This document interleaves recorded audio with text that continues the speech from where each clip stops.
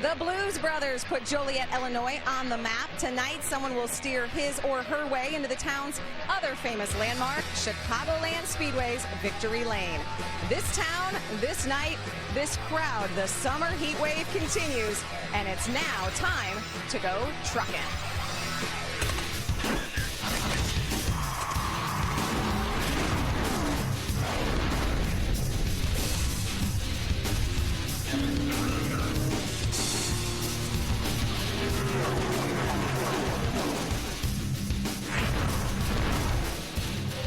You thought NASCAR was taking the weekend off. 40 miles west of Chicago, Joliet is a working class town, and they don't make them any harder working than these NASCAR Camping World Truck Series drivers. Hello everyone, I'm Krista Voda, and welcome to the setup from Chicagoland. Yes, it is another hot summer day, and it's a rare doubleheader. The ARCA Series race wrapped up just about an hour ago. This is the last off weekend for Sprint Cup Series teams, and while those drivers are vacationing in Europe and lounging on the beach, well, these drivers are getting ready to sweat it out. Not only will we be telling you where your favorite driver starts and why he or she is a contender in this race, here's what else we will be showing you over the next half hour. Matt Crafton and Travis Pastrana came to Chicago early. They are good friends away from the track. Would that relationship still stand after a night racing on the dirt? And Parker Kligerman shows us how his sponsor helped him get out of a jam and how, well, it can help you too. Plus, there are many layers to the Onion's career, but tonight, Todd Bodine will do something nobody else in NASCAR has ever done. But up first, Ray Dunlap and Hermie Sadler will be covering the pits. So, Ray, I am looking for the wow factor. Who or what is impressing you right now? Well, Krista, when you think about it, we've had 9 races so far this season in the Camping World Truck Series with 8 different winners. That's a wow factor to me. But I have to look at Red Horse Racing. Imagine being Tom DeLoach right now. What a season this team has already had in 2012. They kick it off in Daytona with a very big surprise win from John King. The rains came at Dover, and Todd Bodine got another victory for the Onion. And Timothy Peters with an emotional win last weekend in Iowa. So 3 drivers contracted to drive for Red Horse this year, and 3 in Victory Lane already with Timothy Peters at the top of the points. I think that's the big story so far in 2012. How about you, Hermie? Well, Ray, there's going to be a lot of cool milestones that are going to be reached in tonight's race here at Chicagoland. But to me, one that's very, very impressive is that of David Starr. Tonight is his 300th career start in the Camping World Truck Series, and it has not always been easy. David Starr has always been a driver that's done whatever he had to do to get to the racetrack, and every lap he's on the racetrack gets the absolute most out of his equipment. He's got 4 career wins, but that doesn't begin to tell the story of what David Starr has meant to the Camping World Truck Series. David Starr hopes this race tonight, start number 300, will lead him to more starts and more victories in the future. Krista? Thanks, Hermie. You know, I think the JLs have looked strong. Justin Lofton, this is his truck right behind me. He starts on the pole. Jason Leffler has also been good in practice. And Leffler will soon have a new teammate. Kyle Busch announcing that he will field a second truck for 4 races this season with 3-time NASCAR Mexico Series champion Herman Quiroga behind the wheel. From one champion to our championship fight here in the Truck Series, only one change among the top 10 in points as Joey Coulter and Ron Hornaday flip-flop positions. 4th through 9th are separated by only 29 points. This is tight, and with the win last week, Timothy Peters pads his lead. He is now 12 points up on Justin Lofton. We have a lot more still to come. Coming up on the setup, Matt Crafton is on a roll with 4 straight top 10 finishes, but it was a different kind of roll he was trying to avoid 2 days ago when he agreed to drive for his friend Travis Pastrana. We will show you. And when there are only 25 or so races a year, 200 starts in the Truck Series, impressive. Add 200 more and 200 more. You come up with a lot of memories. To be able to do it twice, you know, it was validation for the first one that we didn't luck into it. We earned it, and we earned the second one.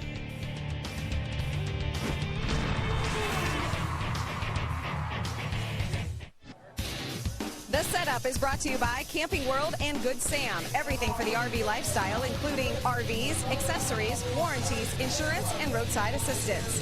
By eHarmony.com, where dates have a chance of becoming something more. And by Mobil 1, the world's leading synthetic motor oil brand, Mobil 1.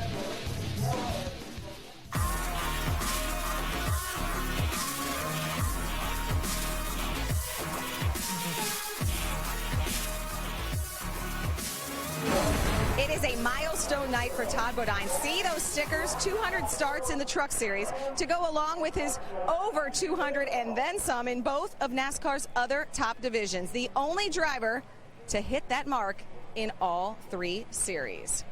Welcome back to Chicagoland. So in perspective, what makes the number 200 special? Well, it's the amount of money collected when you pass go in Monopoly. It's a desired benchmark for cholesterol levels. And of course, it's the number of races won by the King. That's a lot of memories and a lot of hardware. Recently, Todd Bodine shared both with Ray Dunlap.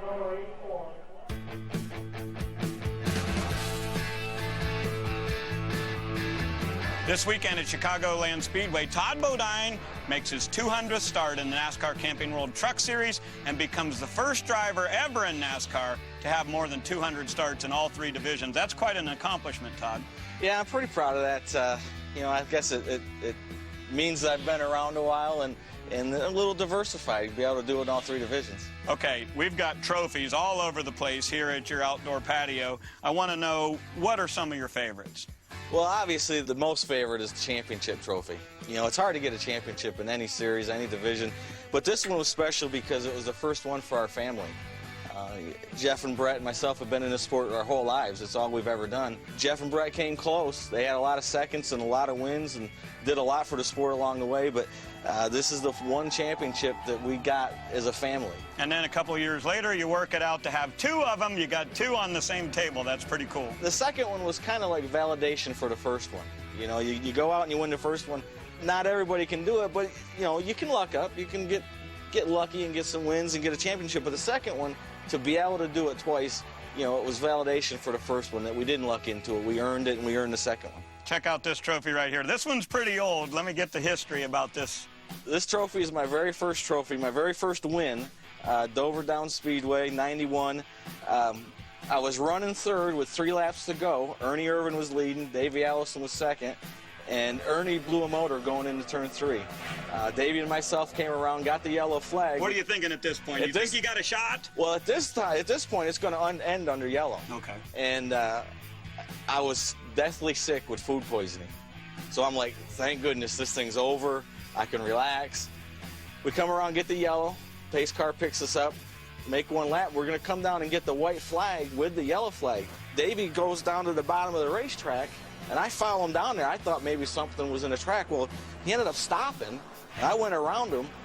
I'm behind the pace car taking the white flag. Davey ran out of gas. So that was my first win. The guy blew up, and the guy ran out of gas to give me the win. Sometimes they come lucky, but sometimes they're really hard-earned, like this one right here from Rockingham. Yeah, this was pretty cool. This was the 3-wide win with Johnny Benson and Mike Wallace. They were racing real hard for the win. Benson was second, Mike was leading, and I think they kind of forgot I was back there. And we went into 3, and Johnny went to the outside of Mike, and Mike moved up to block him, and I drove underneath him, and we came across the start-finish line 3 wide for the win.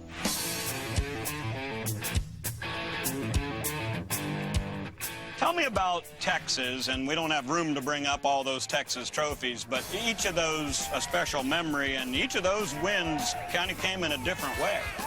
Yeah, there was times at Texas that we just went out and dominated.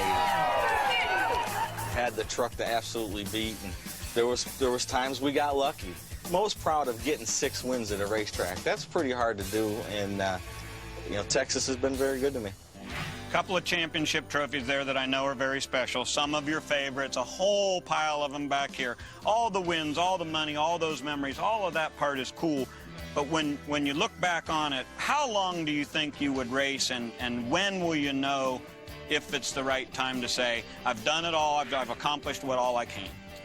Well, that's a great question, Ray. You know, you look at a guy like Morgan Shepherd, who's actually in his 70s now and still racing, still enjoying it. As long as you're having fun and you're enjoying it, you want to keep going. As a racer, you can never not. You always wait. You can't wait for the next race. You got to get there. You know, we're done with last week, and let's go to the next one. Let's get it going. You know, I'm 48 years old. I'm no spring chicken, but I think I got another 10 years at least. Congratulations on the great numbers, and from all of us on the truck team, congratulations on 200 starts in every division. Nobody else has ever done it.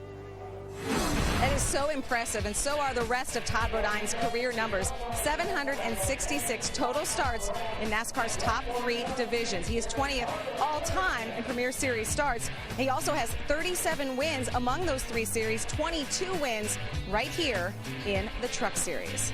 And by the way, 200 is also the temperature of quark gluon plasma phase transition. Bet you didn't know that. Did you know also that Matt Clark will check in on Brickyard preparation at Stewart-Haas, plus the next generation of stars from the K&N Series will be on Race Hub. That's Monday, 6 Eastern, only on Speed. Coming up next here on The Setup, Matt Crafton had Truck Series driver Justin Lofton spotting for him Thursday night. Normally these two are competitors, but that wasn't what had Crafton concerned. You did a little cheating because I had my truck set up for yesterday, and by the way, hold on, before you had told me that you had never done this before.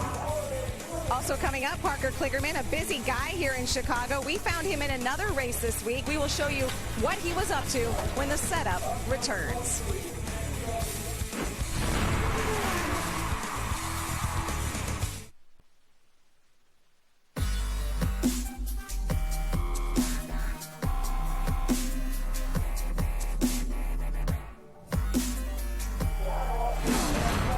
Well, when Matt Crafton is not racing here in NASCAR, he's hanging out with Travis Pastrana. This week, the two join forces on the dirt. Matt Crafton lines up 9th tonight. And welcome back to Chicagoland. There you see the truck of Justin Lofton. Justin Lofton is on the pole for tonight's race. As we said, Matt Crafton will start 9th. So Matt Crafton thinks he has the winning formula for this weekend. It's a 2-part formula. First part, bring the truck that finished 2nd at Texas and 4th at Kentucky. Part 2, let Justin Lofton spot for you while doing a warm-up act Thursday night, driving a Torque Pro 2 truck.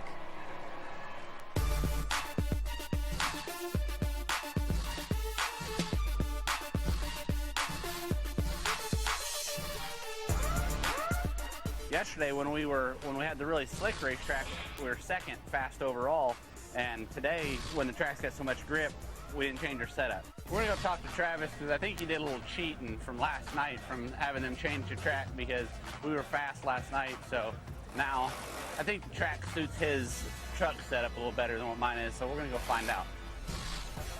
You wanna? Hey man, you got that pavement suit dirty. I know exactly. I think, like I said just a little while ago, I was telling them, I think that you were faster, but I think that was, you did a little cheating because I had my truck set up for yesterday, and by the way, hold on, before, you had told me that you had never done this before. You had an extra day of practice. But on a different racetrack, because this one is way different. It's the same racetrack. It was way different. Matt had me a little worried, though, coming into this race, because he's 2nd fastest yesterday. I mean, yes. Faster than the number one, the top guy, faster than everybody. And coming in today, I don't know, it wasn't quite as slick. He couldn't use those NASCAR skills and the sliding skills. Yeah, he was like, it's tight. They're like, what's that mean? Yeah, exactly. Awesome. Yeah, what does tight mean? That means you should get on the gas. Yeah, exactly. I got $5 on the night. $5? $5. Deal. Well, wait, hold up. I should spot for you. No, $5.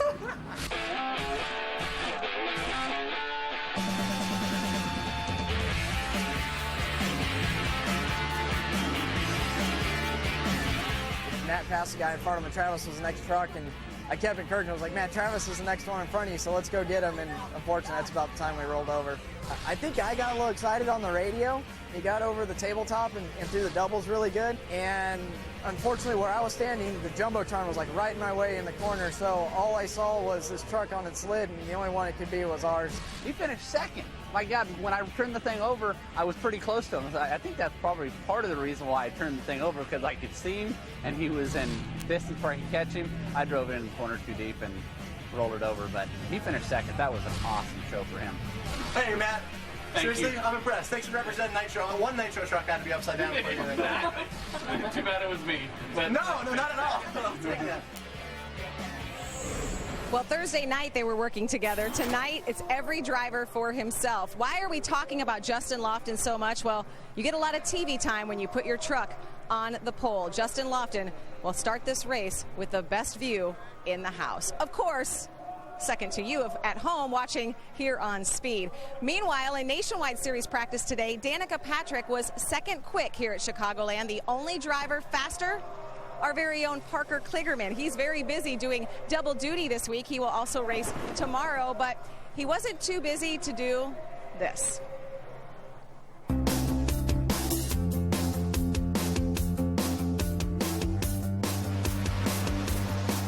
When we're at the racetrack, we obviously need to eat. So Bob, our truck driver, brings a grill along and cooks us steaks and such on the grill. Well, this weekend, we've run into a small problem. Our grill's broken. But Planet DIY is here at Blackhawk Hardware to help us figure out what we can do to fix our grill.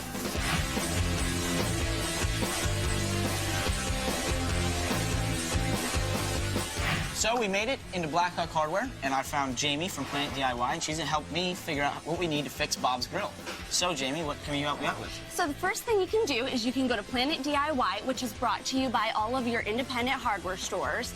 And what it does is it will provide you all kinds of how-to information like fixing a grill. So you just click on the video. Videos, which is good because I can't really read that well. So we just go left. That Not probably much in would be there. I need your more best visual bet. stuff. So it can also take you to the hardware store that can help you. And here we are at Blackhawk, so I'll bring Craig in to help you figure out what you need for your grill. Bob was saying something about tubes and burning of tubes. Probably a burner tube. Exactly. That's what These are burner tubes here. Okay, yeah. This is our model right here. Absolutely. Well, thank you very much. I think this is exactly what Bob needed. So thank you, Craig. We appreciate it. Thank you, Bart. We'll go to planetdiy.com and figure out how to put this bad boy in. What do you think? This is what we need? That's the part. That should do it. Come on in, guys.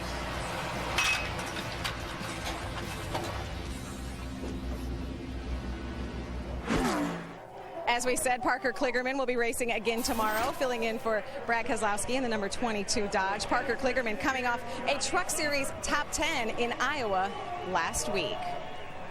Of course, Iowa is known for corn. In tonight's American Ethanol Fast Fact, for every bushel of corn used for ethanol, a third of it is returned to the food chain and used as animal feed. So do you want a chance to win hundreds of exciting prizes? You can learn more by visiting facebook.com/American Ethanol. And speaking of prizes, one driver is going to get a great one tonight. But which driver will it be? Who are you picking, and does your pick match ours? Fantasy results are coming up next. It's been a big week of trash talking for one of us. Find out who when the setup from Chicagoland continues next right here on Speed.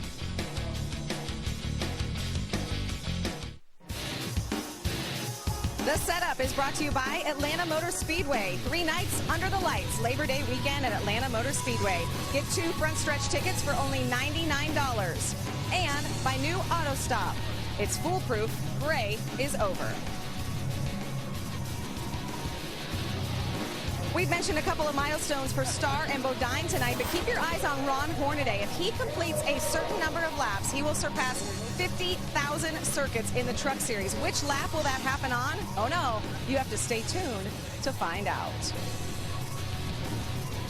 And it is time now to check our fantasy standings. I cannot believe Ray is still in the lead, and he's actually starting to pull away. The rest of us pretty bunched up. Now Ray is starting to gloat as well. He's been trash talking. He's been reminding us that not only is he leading the standings, he actually won last week. So we have to put another Ray Dunlap sticker on our helmet. I can't believe it. I can't believe Ray is on here again. So can he do it again? Let's find out who is picking whom. I believe we're going to start with Hermie. Well, I am going to start with Hermie. And last week at Iowa, Johnny Sauter, Thor Sport Racing, got me a good solid finish. Matt, can I bother you 1 second? Yes, sir. 30 seconds or less. Tell me why I should pick you tonight as my fantasy pick. We got a hot rod here. This Menards 500 was really good. I made a 10-lap run right off yesterday, was ecstatic with the truck. And for me, we lost words telling the crew chief what to do to it to make it any better. I just looked at him and says, put it on jack stands. He says, what? Well, one reminder, this is asphalt and not dirt. Don't turn it over, right? Don't flip it, and we're going to victory lane tonight. Who you got, Mikey? Hermie, I like though Matt Crafton's eyes. He looked like he might have it tonight. But I'm taking the pole sitter. Justin Lofton is on the pole. He won here in ARCA back in '09. He also won on the mile and a half over at Charlotte earlier this year, and he will win here tonight. Krista, what do you think about that? Well, that's pretty good, but how about this for a special treat? ×2. I have got the Brazilian drivers, teammates, Nelson Piquet Jr., Miguel Paludo. Not only are they teammates, their birthdays only one day apart. They will be celebrating a birthday next week, both of them, so we actually have a nice cake here for them. This is pretty cool. Now, you guys are starting pretty close together. I think tonight, Miguel, you start 10th. Nelson, you start 12th. I'm not going to reveal. One of you guys is my pick, but I want to know, of the two of you, who's going to win this race tonight? Confidence. I want to hear confidence. Tell me it's going to be you. I will. You will? Yeah. Tell me why he won't, and you will. Well, probably this is going to be a quicker truck than his around the track, so we'll want to win it very badly, so we'll try both our best. And you both have been knocking on the door. These guys are so close to their first victory here in the Truck Series. Of course, Nelson picked up that win in the Nationwide Series race, so I love Miguel Paludo, but I'm going to go with Nelson Piquet tonight. He's my pick to win the race. I'm okay with it. You're okay with it? Okay. There you go. See, we'll let them kind of figure it out, and we're going to have some cake as well. And Phil, who's your pick? I've got two drivers down here with me. Krista, I'm going to pick a guy that was second fastest in the first practice, second fastest in the second practice, qualified second, coming off his best career finish on a mile and a half just 3 races ago at Texas. Joey Coulter will finish second. Wait a minute. He's going to be first. He's going to improve that by 1. He can finish second in as many races as he wants, but the guy I'm picking tonight is going to win because it's a monumental night. And by the way, how did anyone have a cake that close to Krista and not throw it in her face? I don't know how that works, because every time we've ever had a cake on pit road around Krista, it's ended up in her face. Brazilians are nice guys. They are nice guys. The guy who is going to go to victory lane tonight is making his 200th truck start tonight. Todd Bodine wins tonight at Chicagoland. Isn't that right, Ray? Rick, I cannot believe that all of you bozos let me pick last every week and keep giving me the very best guy to pick. I told you earlier that we've had 9 races and there have been 8 different winners, but one guy has gone to victory lane twice, and that's James Busher. James, what truck are you driving tonight? Chassis 214. And what truck did you use to win at Kentucky?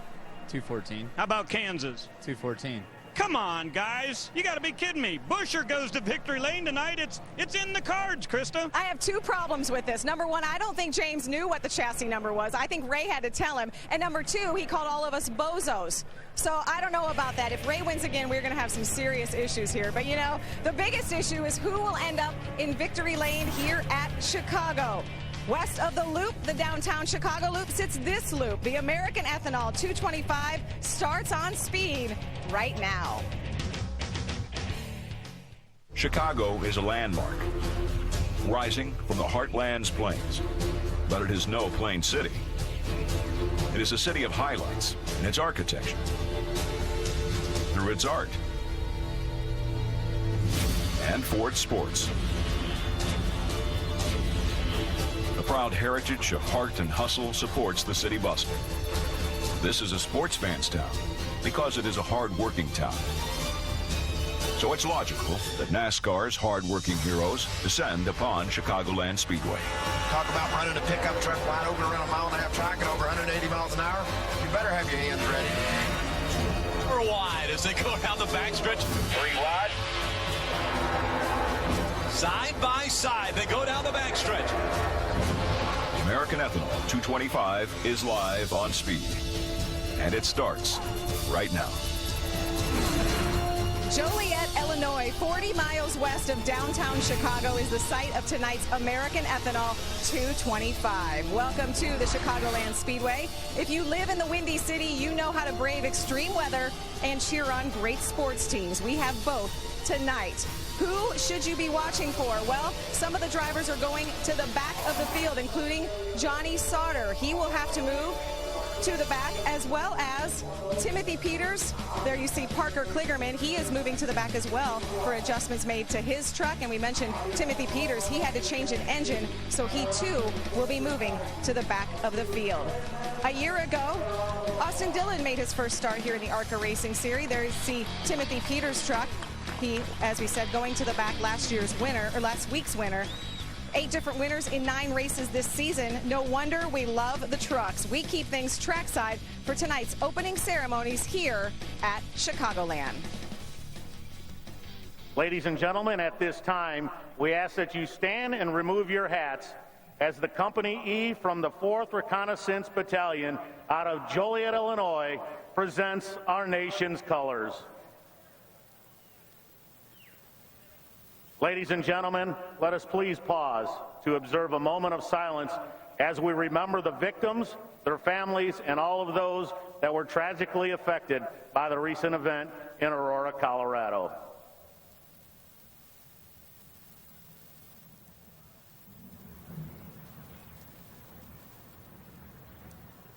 Please remain standing as Glenn Schoolstra from Raceway Ministries offers tonight's invocation. Shall we pray? Dear Lord, we just take this time to thank you for this beautiful evening that you've given us. And Lord, we thank you for the opportunity to be here. But Lord, there are people around the country that are hurting. And Lord, we want to pray for the people in Colorado that have lost loved ones, Lord, in such a terrible tragedy. And Lord, we thank you for this country that you've given us, and for the troops, the men and women that have served and are serving, that we can have the freedom to be here to enjoy this race. Lord, we want to pray for the safety of those that are racing tonight. We pray for the crews, we pray for the fire crews, everyone involved, Lord, that we may have a good evening. Lord, we just thank you for who you are and what you've done for us, and the fact that you sent your Son to die for us. And it's in Jesus' name that we pray. Amen. Here to perform our national anthem, once again, please welcome American Idol semifinalist, Nashville recording artist, and winner of the 2010 Texaco Showdown, Jacqueline North. Oh, say, can you see by the dawn's early light what so proudly we held at the twilight's last gleaming, whose broad stripes and bright stars through the perilous fight o'er the ramparts we watched were so gallantly streaming, and the rocket's red glare, the bombs bursting in air, gave proof through the night that our flag was still there. Oh, say does that star-spangled banner yet wave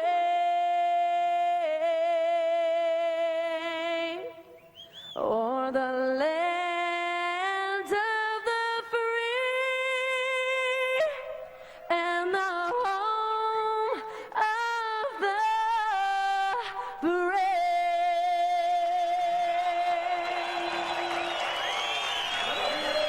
Ty Dillon's brother Austin and Kyle Busch, the only drivers who have won Truck Series races here at Chicagoland. Neither one of them are in tonight's race, so we know we will have a first-time winner. You'll see it next. The NASCAR Camping World Truck Series on Speed is brought to you by Camping World and Good Sam. Everything for the RV lifestyle, including RVs, accessories, warranties, insurance, and roadside assistance. By the all-new 252 horsepower Ford Focus ST. And by Allstate, the only car insurance with a claim satisfaction guarantee. Welcome back to Chicagoland Speedway, just a few miles from Joliet Prison, where the Blues Brothers became famous. And I believe one of their favorite songs was Gimme Some Lovin'. Who will get the loving tonight at Chicagoland Speedway? Well, the big question is, who will be on top of the adjustments that need to be made as the track will continue to change throughout the evening?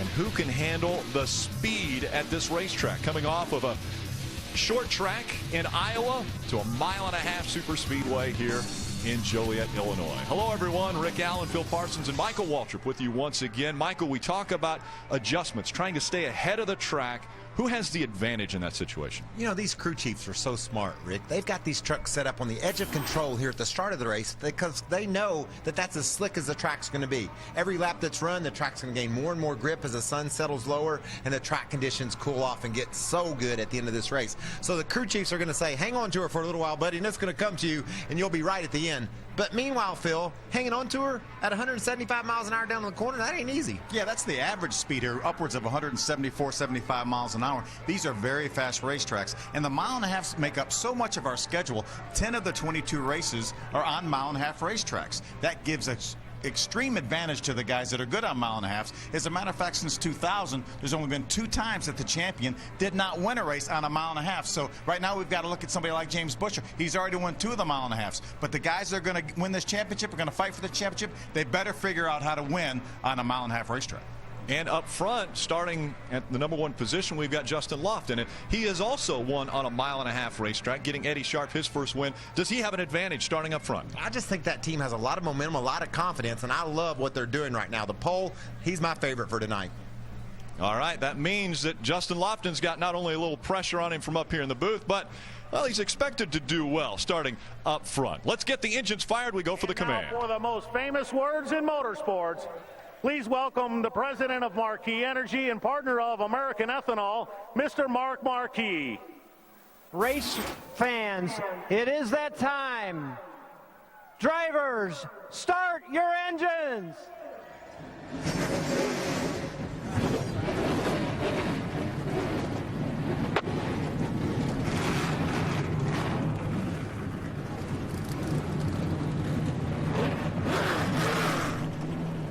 "36 trucks have just come to life. Who will get to victory lane in Chicago?" Stick with us. We have 225 miles to find out.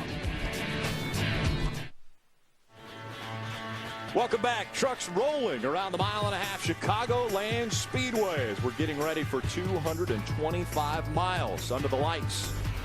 Take a look at our starting grid. Justin Lofton grabs his first career pole. Joey Coulter starts second again. For the 5th time only. Strong qualifying run for Timothy Peters, but don't look for him to start there. Great start by Brendan Gaughan with Jason Luffa. They make up row number 3. Row 4, Todd Bodine making his 200th career Truck Series start tonight. Matt Crafton, he was very confident early on when we talked to him. Says he's got a rocket ship under him. Here's Krista's pick, Nelson Piquet Jr. Turner Motorsports making up row 6. Jason White, Ron Hornaday, the 4-time champion. And how about Johnny Sauter? Has to go to the rear because he missed the drivers' meeting earlier today. Parker Kligerman, we saw during qualifying him having a problem. He had actually a rod bent that held the track bar in line, so he had to go to the back. David Starr will make his 300th start tonight in the Camping World Truck Series. Brian Silas is about crashed for both laps during qualifying. Still managed to get a good run in. Jeff Green makes a rare start here in the Camping World Truck Series. He's back in row number 13. Row 14, Dennis Setzer. He finished second in the points championship numerous times, but never was able to get that trophy at the end of the year. For that 92, driven by Chad McCumpy, also goes to the back for the start for unapproved adjustments. It's going to be crowded back there, Phil. Yes, it is. Some good trucks back there. Yeah. Back in row 17, Chris Fontaine, Jennifer Jo Cobb. And rounding out the field in row number 18, TJ Bell and Norm Benning. Take a look at our auto stop track description of this mile and a half. We always talk about how mile and a halves are all just a little bit different. Yeah, check out the back straightaway. It's not really straight at all. It's got a big sweep to it, which allows you to carry a whole lot of speed down into turn 3. When I think of Chicago, especially in a truck, I think speed. These things will be flying when they hit the corners. 18-degree banks here at this racetrack. You see 36 trucks, 150 laps, 225 miles. Our pit window, somewhere between 52 and 57 laps. Let's head back trackside to get our thoughts before the green flag flies. We start with Ray. Well, thank you, Rick. You guys know I love statistics, and I'm always trying to find just the right number to know who the best drivers are when we talk about the competition in this series. Well, when we look at top 10s this year, I think those numbers are very telling. At the top of the list, you'll see Ty Dillon. He has posted a top 10 in all 9 races. That's some incredible numbers. And the reason that Peters and Lofton are at the top of the points, because they've also got 8 top 10 finishes this year. But when you look at James Busher's numbers, they're not nearly that good, right? Only 5 top 10s. Well, the big difference is Busher has 2 wins this year. And it's my belief that if you're going to win the championship in 2012, you're going to have to get multiple wins in this series. Busher's the only guy with 2 so far, but Ty Dillon, top 10s in every race this year. That's pretty impressive. Right, Hermie? Well, you're right, Ray. And when you're running for a championship, it's not always about how many races you win. It's also about how you avoid disaster. And if you look at that 3 truck of Ty Dillon last week at Iowa, they did a pretty good job of doing that. A very early pit stop, lap 5 for major adjustments to this truck, put him at the back of the field last week at Iowa. Later on in the running, An ill-timed caution after a green flag pit stop put this team 2 laps down, but they fought all night long, rebounded for a 7th place finish last week. Well, if they get to Homestead and they're hoisting that championship trophy, they may look back at Iowa at one of the turning points for the season. Rick?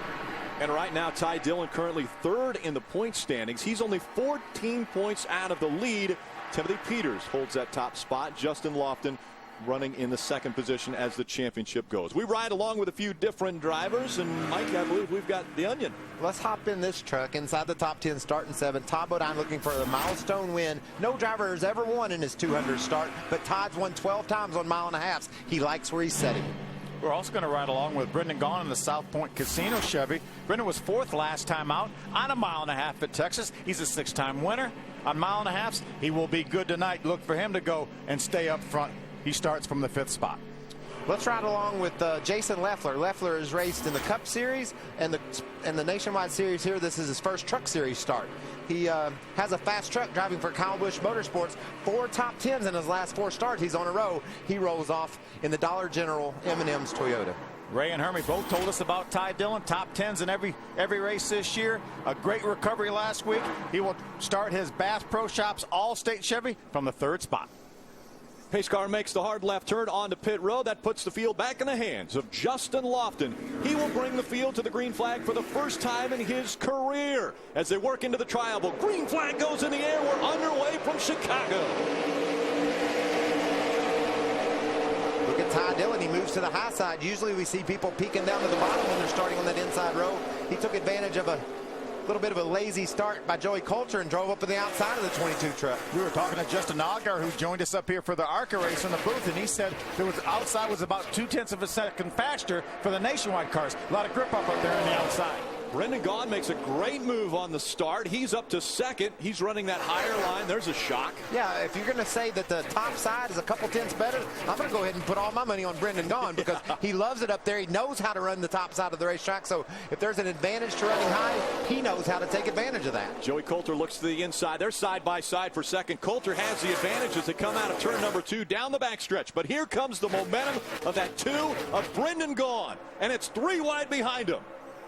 Johnny Sauter trying to make his way back up towards the front. Had to go to the back, as we talked about. He's already passed a bunch of trucks. Yeah, and I'm going to tell you, he's going to be very, very determined to win this race tonight. Johnny's always fast on the mile and a half, but he made a mistake. He messed his team up by having to start in the back. He wants to make it up to him here tonight.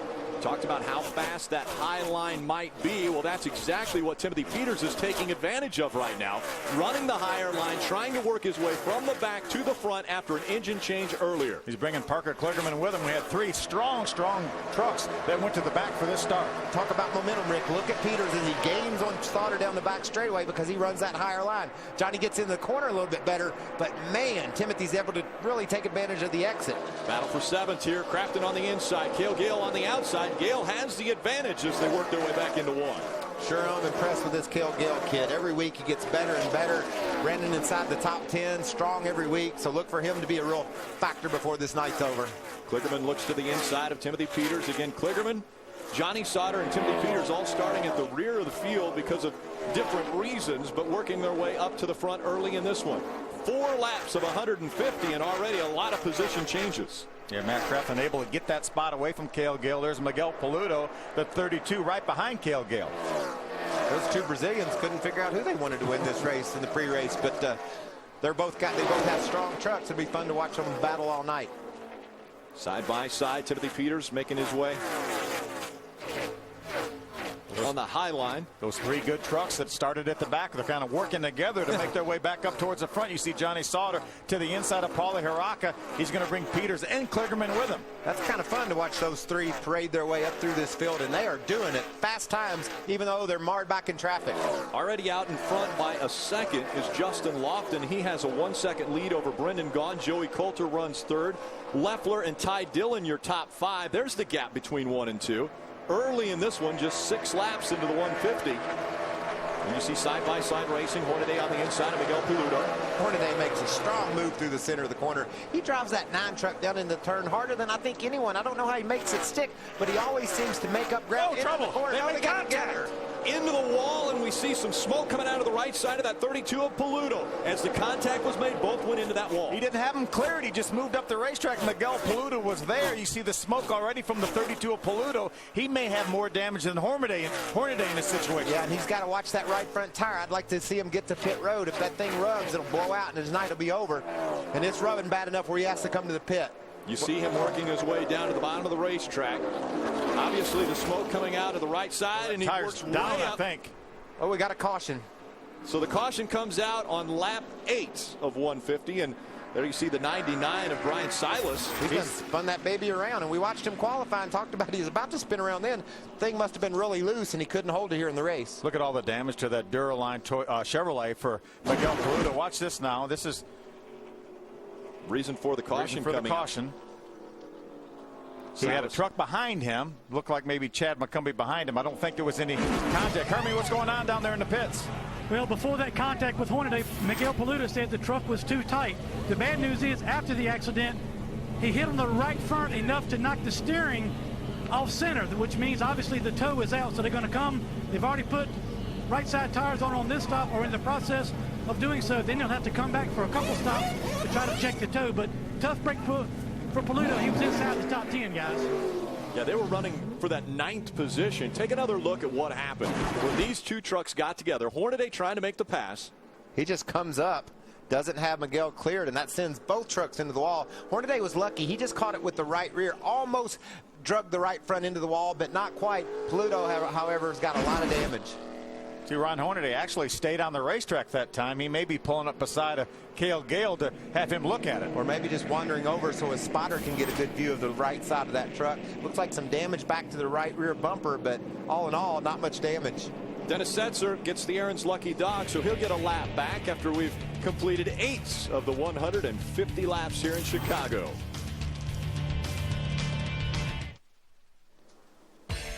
Welcome back under our first caution from Chicagoland Speedway for the Camping World Truck Series.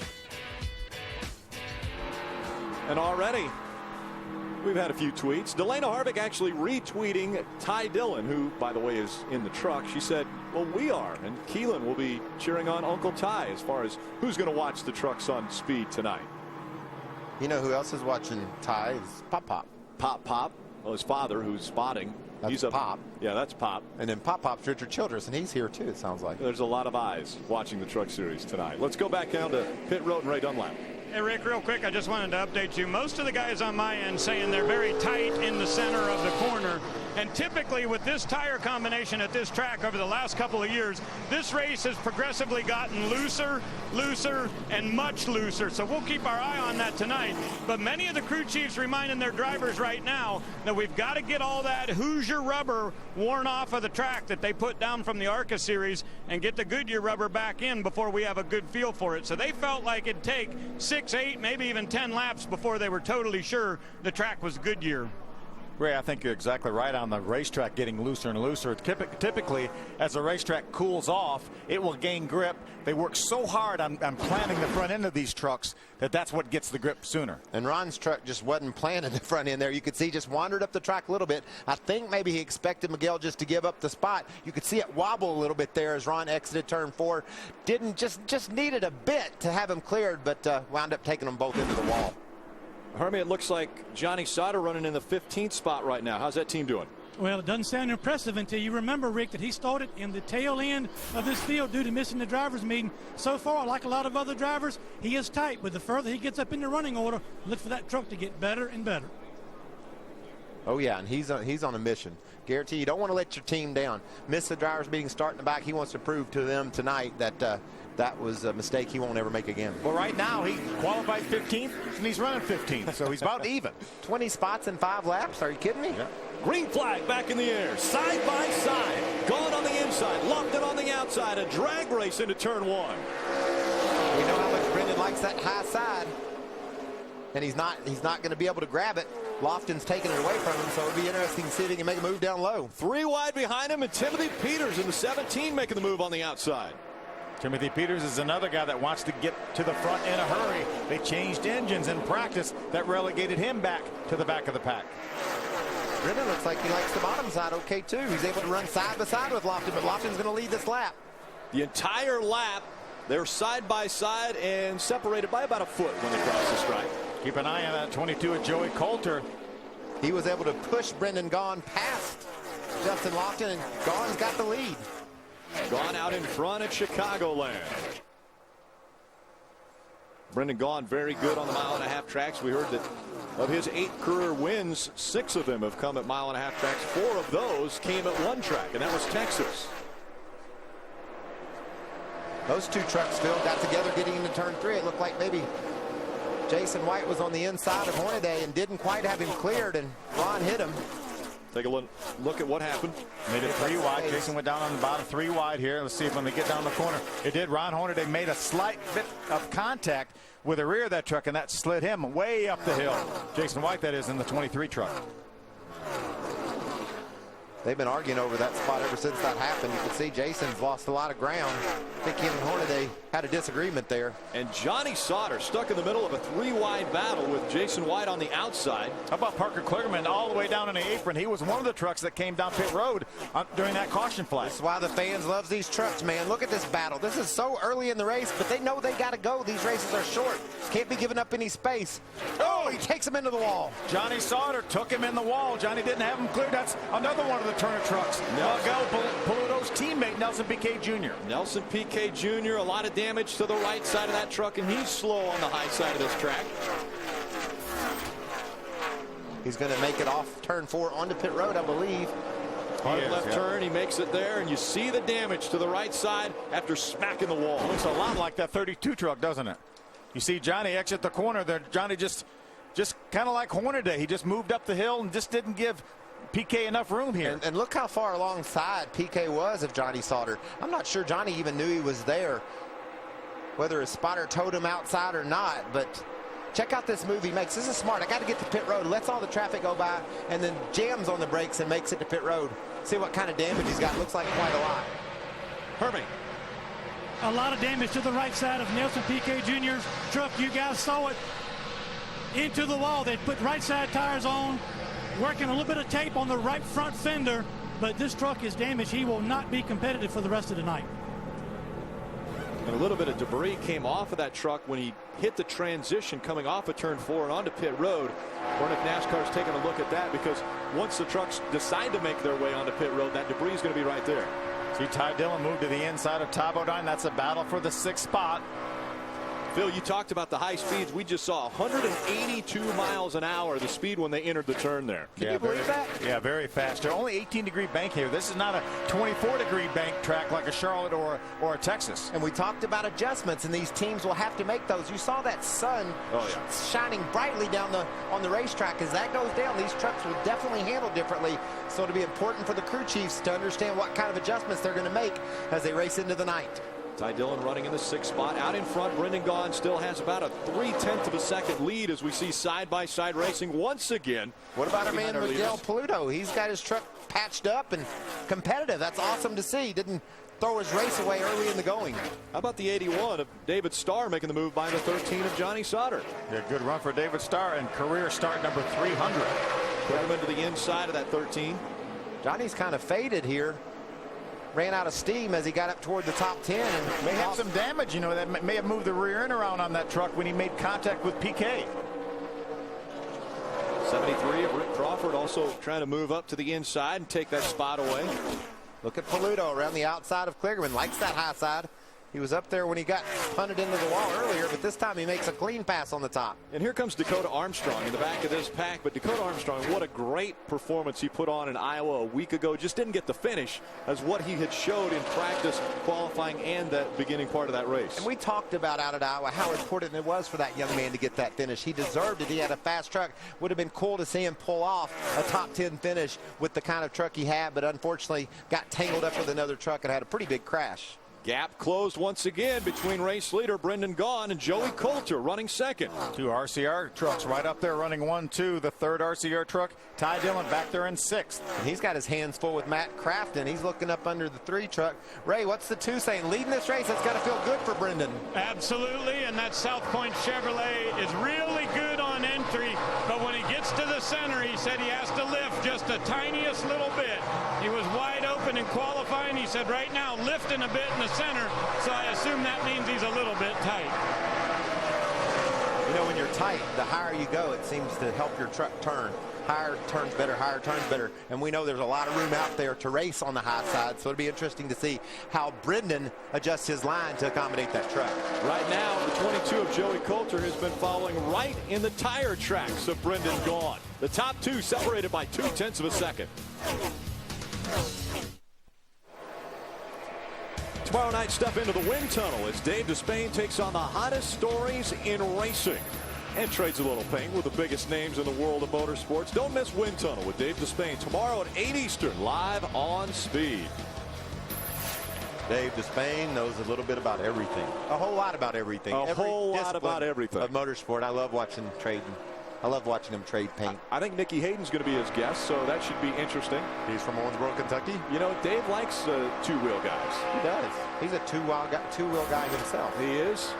Nice pass that time by Matt Crafton, getting by Ty Dillon to take over that 6th spot. He's been all over him, Phil. They've been racing hard for that spot. Crafton obviously faster, but it took him a while to work his way around Dillon. It'd be interesting to see him now if he can drive up there and get a hold of the top. But this cat right here, Ross Chastain in the watermelon truck, he gets just better and better every week. He's a guy that you really like seeing what he's doing.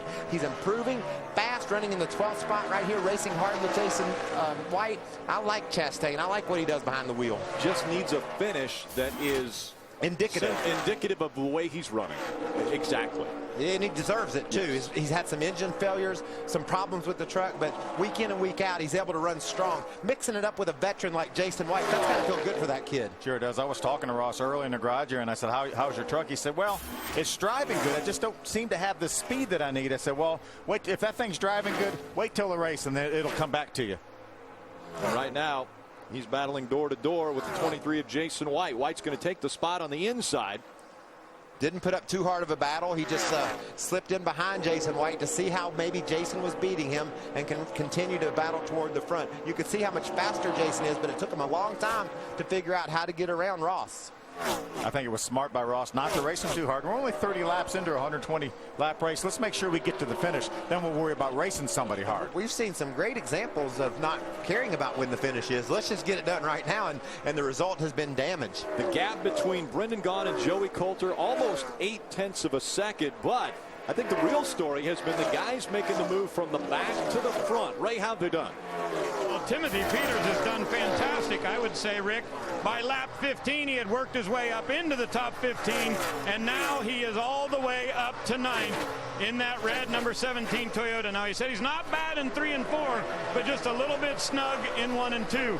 One thing I did want to point out, yesterday in our first practice, they cut a tire, a right rear tire, while being out on the racetrack, and they decided to get a new tire, but they didn't want to put a cold one on with those 3 other warm ones. So Butch Hilton put that truck up on jack stands and waited about 20 minutes till they got those tires all cool again to see what they were doing. And Timothy said that was an excellent call because he was able to make a really critical adjustment on the camber of that truck on the right front. They've got it dialed in, and he is on his way to the front. Hermie? Well, Ray, Johnny Sauter started at the back and made his way up to 15th in pretty quick order, but now he has faded back to 18th, and you have to wonder if he had any little bit of contact on the racetrack because the truck is not driving as good, and he is talking about being on the splitter entering the corner. So those guys have got some work to do to get Johnny back up towards the front of the pack. And also Parker Kligerman, who also started the rear of the field for a track bar repair after qualifying. He's up to 17th, but neither one of those drivers making the kind of progress that Timothy Peters is so far. Yeah, and Hermie, you're correct. He definitely had contact on the racetrack. Got together with Nelson Piquet and put Piquet into the outside wall, and you can see some damage on the right rear quarter panel of that 13 truck. And Phil, we're running so fast. You mentioned 180 miles an hour down in the corner. They built this thing, they designed this thing to have all the aerodynamic downforce possible. He's got a rub there. That right rear tire has been into the wall. We saw the Goodyear scuffed off of it. That could have changed the way this truck's driving. He hadn't been fast since then. Without a doubt, these guys rely on every single piece of metal being within a certain 60 thousandths tolerance. Obviously, when you make contact like that, it moves that stuff around. So Johnny Sauter has made his way up to as high as 15th, but back to 18th now with Parker Kligerman just in front of him. It's Brendan Gaughan who has almost a second lead over Joey Coulter. Justin Lofton runs third. Leffler is fourth. And Matt Crafton running in the top 5. Since the drop of the green flag, it's been side by side and bumper to bumper action.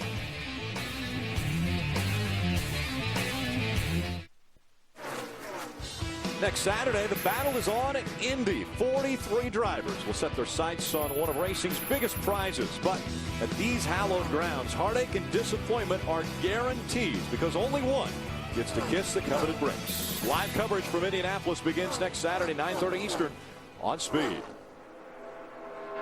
Check out this lead battle. You can see Brendan's got a bit of a gap, but they're second, third, fourth, fifth, all globbed together. Matt Crafton's the fastest truck on the track lately. He's driven up to the back of Justin Lofton, who just lost that third spot to Jason Leffler. He drove around Lofton. You know, Jason's crew has already been busy today. They actually pitted the Kevin Swindell car that won the ARCA Racing Series race just a few minutes ago, just before our start here. And how about they've got the truck owner on the pit box down there in the pits watching what's going on as Jason Leffler moves to the outside of Joey Coulter in a battle for second. There's Kyle Busch there and Brian Scott. Got to be a good feeling for that young man, the owner, watching his truck drive up to that second spot. He's going to go around the outside. Oh, he got loose. Oh, he's sideways.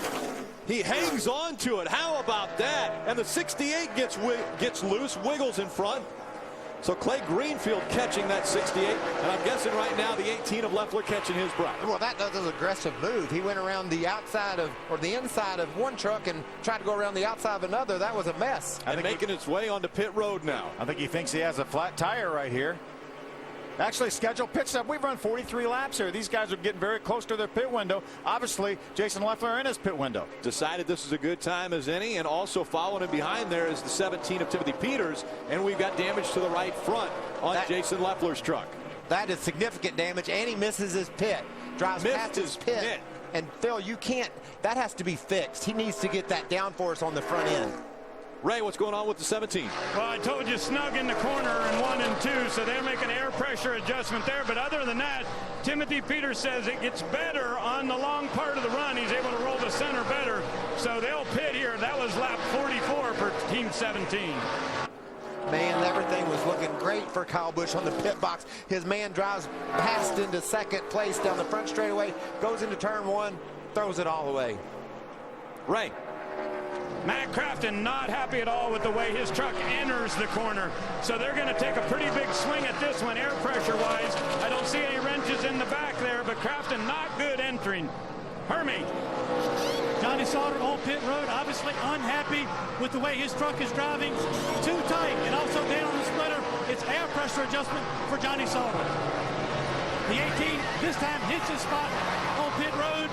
As you guys mentioned, damage to the right front. It'll be 4 tires, air pressure adjustment. They are a little bit tight. Center out for the 18. Ray?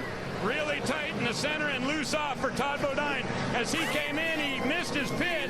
Actually tried to pit a little early, then he found his sign, got down here. There'll be 4 tires here for this Toyota Care number 11.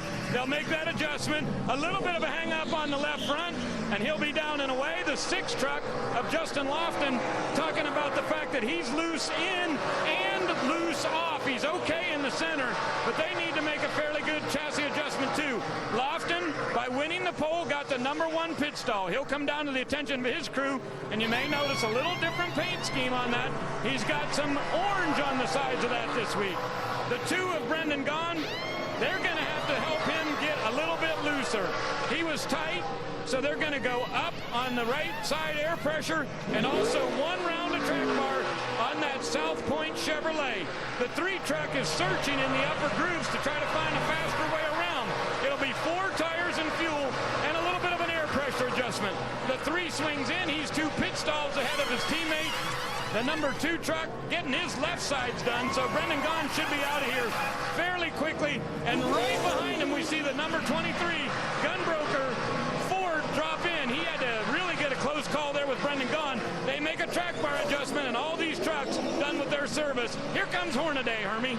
Well, Ray, Ron Hornaday stayed on the racetrack 2 extra laps to just make sure he had a clear entry and exit to his pit box. They are a little bit on the free side. It'll be 4 tires, Sunoco fuel, and a track bar adjustment for Hornaday. Great job down there on pit road, guys. A lot of action taking place right now on that little strip of asphalt. Happens in a hurry, doesn't it? Yes. And how about our leader, Miguel Paludo? We saw him into the outside wall. You see all the tape all over the front of that truck. But right now, out in front with Parker Kligerman running second. You got to tip your hat to that team to be able to make those repairs for Miguel and get him. And plus the job he did getting that thing to pit road. So that was a great job of that whole gang. We continue to cycle through green flag pit stops. Miguel Paludo came in on lap 9, so he can stay out just a bit longer. Kligerman also came onto pit road on lap 8. Pauly Haraka on lap 8. Those 3 are in our top 3. Brendan Gaughan, he's back up to 4th now after coming onto pit road at lap 47. But Chad McCumbee also in the top 5 right now. He came to pit road on lap 8 as well. Yeah, when things cycle and everybody makes their pit stops, that will leave Brendan Gaughan out front. His guys did a great job there. Here's Ty Dillon trying to get by Jason Leffler. Jason Leffler, because of missing his pit, he is now being shown at least 1 lap down, 2 laps down. Yeah, but it looks like the team did a nice job during that pit stop of making repairs to that right front fender. It was a mess. You can see he's got good speed, able to stay ahead of Ty Dillon there. So good job by pulling the fender out, only losing 2 laps. Maybe we can see if we can get those laps back and be a contender yet. Bouncing through the turn, the 17 just in front of that 6 of Lofton and just behind the 29 of Parker Kligerman. You said it, Rick. Bouncing through the turns. These trucks really move around entering these corners, and that makes it for a handful for these guys, especially if there's someone up on the outside. We've already seen a couple examples of how hard it is to hang onto your truck when you're racing in traffic like that. A lot of action taking place not only on the 1.5 miles, but also on pit road. Green flag pit stops just cycling through now. Welcome back. Sun not an issue anymore for the drivers here as the lights are becoming a little more prominent in the American Ethanol 225 from Chicagoland Speedway. Out in front, Parker Kligerman and Pauly Haraka, but those 2 will have to come to pit road and soon, because they are right at the edge of their pit window. There's some great racing going on right here. Jason Leffler is being shown 2 laps behind Parker Kligerman because of missing his pit. And then Ty Dillon right behind him, and then Justin Lofton in front of them. But these guys have been going hard at it. Yeah, Leffler's tried everything he can to get around Kligerman. In the meantime, Dillon's been up underneath Leffler. So you're right, Phil. Great battling. And Leffler needs to get around Kligerman in case the caution flies. If the caution flies and he's behind him, he's 2 down. That's going to make getting a lucky dog very difficult. So Jason knows the importance of getting around the 29, but Parker's solid. He's been able to hold him off. Yeah, right now, because Kligerman and Haraka have stayed out on the racetrack as long as they have, there are only 8 trucks on the lead lap. But as soon as they go onto pit road, that will bring about another 10 back onto the lead lap. Yeah, it won't be long till they come to pit road. They pitted on lap number 80. That means they've run 50 laps. Most of the guys said pit window somewhere between 52 and 57. They have qualifying and the pace laps, which is why they come in earlier on the first go round. Here comes Parker to pit road, slowing down up in turn 4. So race leader gives up the top spot as he makes his scheduled pit stop onto pit road. And let's go down to Hermie. Yeah, the Kligerman brings the 29 to pit road. Doug Randolph and crew. Obviously, he's got a pretty decent truck when he's in clean air, but a little bit too free. It's going to be 4 tires, Sunoco fuel, track bar down on the right side on this stop for Parker Kligerman. Also want to mention that the 08 of Ross Chastain and the 98 of Dakota Armstrong were also on pit road for 4 tires and fuel. Kligerman making his way back off of pit road now. Man, he made a good run to pit road. Look at there. Pauly Haraka is leading the race. Talked to Ted Musgrave earlier today. He's talking about all the progress, how much fun it is working with this young man. And to see him have a solid run here early in the going, that's a good sign. Had a good run at Kentucky, had a top 15 finish, top 20 finish, and then had a good run going last week at Iowa and cut a tire down. Right now he is on the very end of his pit window, so he will have to be making his way to pit road very soon, which will give the lead back to Brendan Gaughan. We got a little bit loose there. Yep, Brendan Gaughan has a 3-second lead over Crafton. Dakota Armstrong drives around Herock and gets back on the lead lap, so that's important for Dakota to make that move, and I think it might have freaked Paulie out. Got him all sideways. Yeah, Paulie's going to make his way to pit road here momentarily. Here he comes right now. Got to get that thing stopped by the time he gets to the yellow line. Be down to the 45 miles an hour pit road speed. When you say stop, Phil, we're talking 180 into the corner. 45. Let's be at 45 at that yellow line. That's so hard to do. I love watching these guys risk it all and dive onto pit road and get that speed down, Hermie. Yeah, Paulie Rocca bringing his truck to pit road, extending the fuel mileage, may come into play later on tonight. Really likes his truck. Only a minor air pressure adjustment, 4 tires and fuel. Ray? Hermie, Joey Coulter was tight in the center. Now, on my end of the pit road, pit stop started at 43 and went to about 48, so a pretty decent swing there. The first truck in was Coulter. He came at lap 43, but he was tight. But as crew chief Harold Hawley said, I don't want to raise the track bar because I think this track is going to get looser and looser. So they made a wedge adjustment, and Coulter running in a second spot right now, but a really good battle with he and Matt Crafton. They've been side by side throughout the race. Yeah, Ray, and I just love this 88 truck. He's very fast. The pit stop went well for this team, but he is fast on the racetrack. He's been side by side and able to hold that truck on the bottom. I like everything I'm seeing out of Matt Crafton. And I like the fact that Joey Coulter has a little bit of a tight condition right now, and he's moving around the racetrack. You talked earlier about the tighter you are, maybe the higher you need to run. He's running up there now trying to get some grip. Matt just soon he go up a little further so he could try to make this move. It's really tight racing, and when you're down on the bottom, Phil, that's a handful. One little mistake, get in just a little bit too high or a little bit too hard, and that truck will swap ends in no time. So Matt's really knows he's got a fast truck and is really being careful trying to make his way around Coulter, but Coulter's not going to let him have it. Coulter has the momentum on the high side, able to get back out in front of that 88 as it crossed the stripe and continue on in their chase for Brendan Gaughan, who has a 2.5 second lead over Joey Coulter right now. Boy, Matt's truck is so good through the center of the corner, really gain on him through the center. Can pull even with him at the exit. And these guys running side by side are able to pretty much match the time of the leader, Brendan Gaughan. Oh, it's going to use a pick. Use the Clay Greenfield truck to get around Coulter. That was a nice move by Crafton. So Crafton moves up into the second spot. Coulter drops back to third. Bodine in his 200th Truck Series start running in the 4th position. And Timothy Peters, last week's winner, in 5th.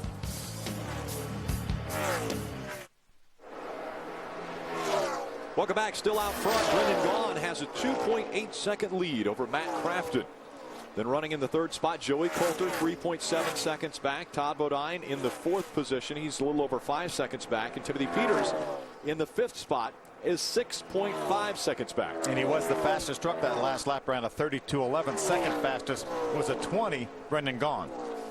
And you talk about our old buddy Miguel Pluto, lap after lap. He's been in the top 5 for fastest times. I think running into the wall might have made him a little bit angry. Yeah, I think so too, and he's doing a nice job. Ooh, caution on the speedway. Cautions come out once again. This time it's debris in turn number 1. We've had a few trucks that have had issues on the racetrack, have smacked the wall here and there, so I'm guessing that we have had a little bit of, well, debris fall off of one of those. A lot of tape applied to some trucks. And a lot of tape. Parts and pieces scattering. So the second caution comes out. We have cycled through our green flag pit stops. Currently on the lead lap 15. The Aaron's Lucky Dog will give, looks like John West Townley, a lap back. So he will be on the lead lap to put 16 trucks on the lead lap, but it will close the gap now. After we had our green flag pit stops, that field was spread out, almost 25 seconds separated first from 17th. And this is a chance for Jason Leffler to get back in the show. He's now in a position to battle for that Aaron's Lucky Dog. We saw John West Townley grab this one. Jason can overcome this mistake, get Aaron's Lucky Dog. He's got a fast truck.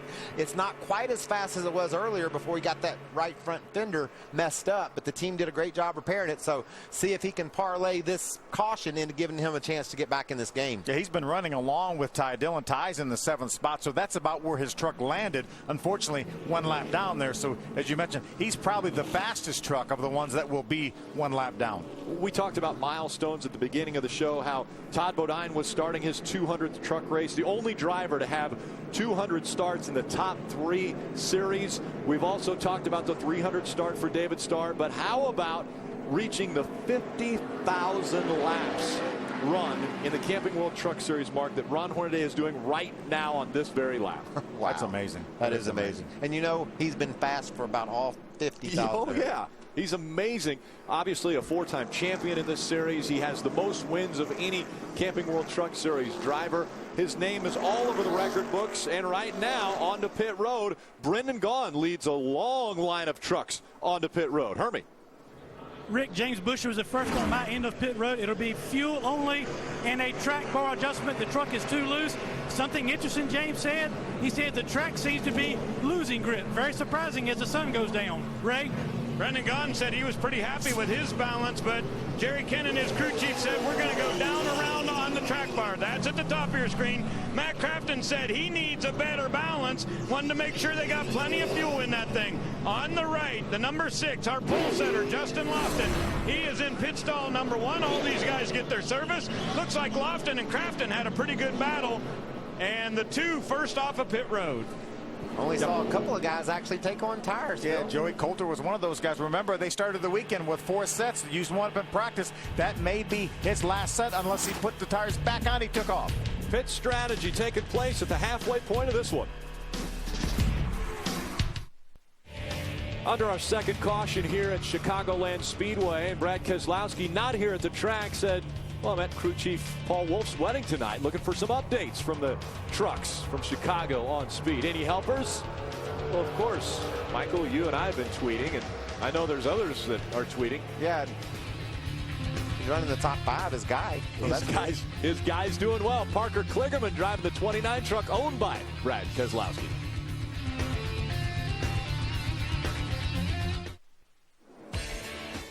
Field 2x2 once again as they work through 3 and 4. Brendan Gaughan, your race leader. Justin Lofton on his outside as they get ready for, or inside as they get ready for the green flag to fly. Gaughan has chose the outside line, and green flag back in the air. He also chose to squeeze Justin Lofton down as low as he possibly could. Try to get that good angle down into turn 1. Didn't want Justin up the hill, but Justin charges down into turn 1. Justin Lofton working the bottom of the racetrack. Brendan Gaughan up the high side. Jason Leffler also working that high line as he was 3 wide, but Leffler once again is a lap down, but in position for the Aaron's lucky dog now. So he is. Oh, he did it. Joey Coulter makes contact with Matt Crafton. Matt saves it. What a job that was by Matt Crafton. Coulter was down on the inside, cut Coulter off, but then he saved his truck. Joey Coulter just behind that 88, and now moving to the outside is Jason Leffler. Jason Leffler wants to make sure he's up front there in the event the caution flag were to come out to get that lucky dog. Brendan Gaughan now emerges from that side-by-side battle with Justin Lofton. Watch this save. This is amazing. What a run Coulter has. Gets into the left rear quarter panel of Crafton. Oh, that's so hard to do.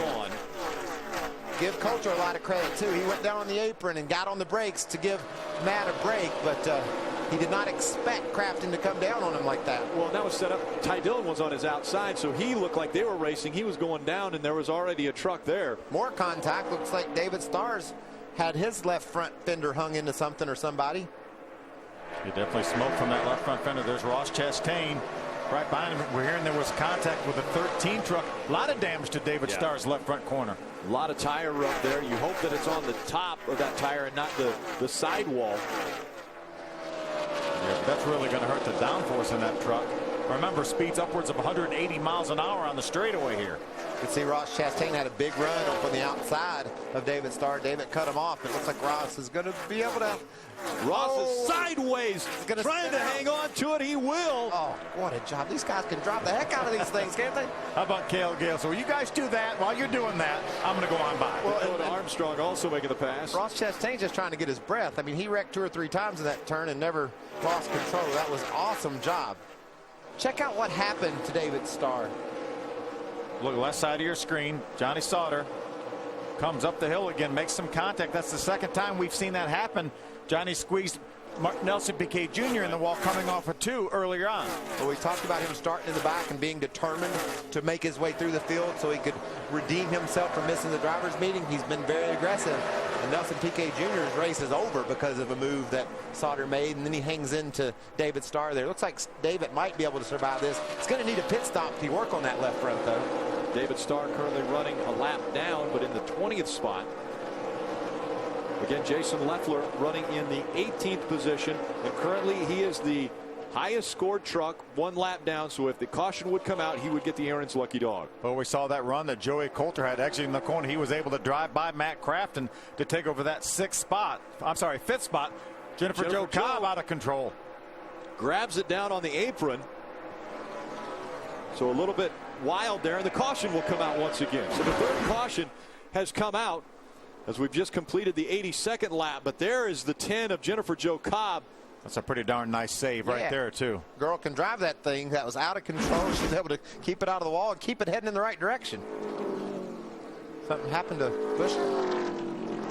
What's going on with the 31, Hermie? Rick, they're trying to diagnose the problem. All James Busher can say is the truck is losing power. It doesn't seem to be an electrical problem, so they're not sure if it's a fuel issue or maybe a battery issue. So they are trying to diagnose what's going on with the 31, but he was dropping down to the apron of the racetrack and letting trucks go past. So this long night for Turner Motorsports continues for the 31. You know, Brendan Gaughan out front. We always think about Texas and how many times he dominated that racetrack, but that was the last time that Brendan Gaughan has led as many laps as he's led tonight. And that was back in 2003. I was going to say that was back in 2003, and Brendan Gaughan looks like tonight the guy that we saw in Texas back in that era. What a fast truck he's got, and he's driving the heck out of it. Out in front of the field, we'll have another restart. Stay with us. Coverage of the NASCAR Camping World Truck Series on Speed is brought to you by Mobil 1, the world's leading synthetic motor oil brand. Mobil 1. And by Ram Trucks. Guts. Glory. Ram. Beautiful sunset here in the Midwest. Joliet, Illinois. Let's go back trackside to Hermie.